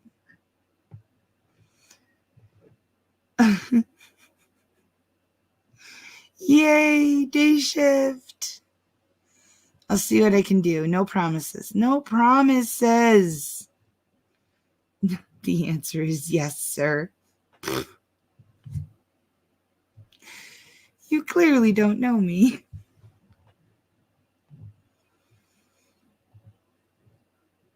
All right, guys.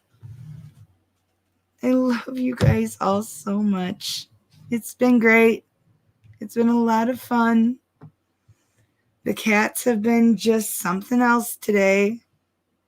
I don't know if y'all saw, for a lot of the time, Earl was like right here and he was doing his scratching on my arm thing. Oh my gosh.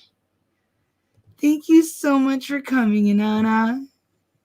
You are amazing. I love having you in the chat.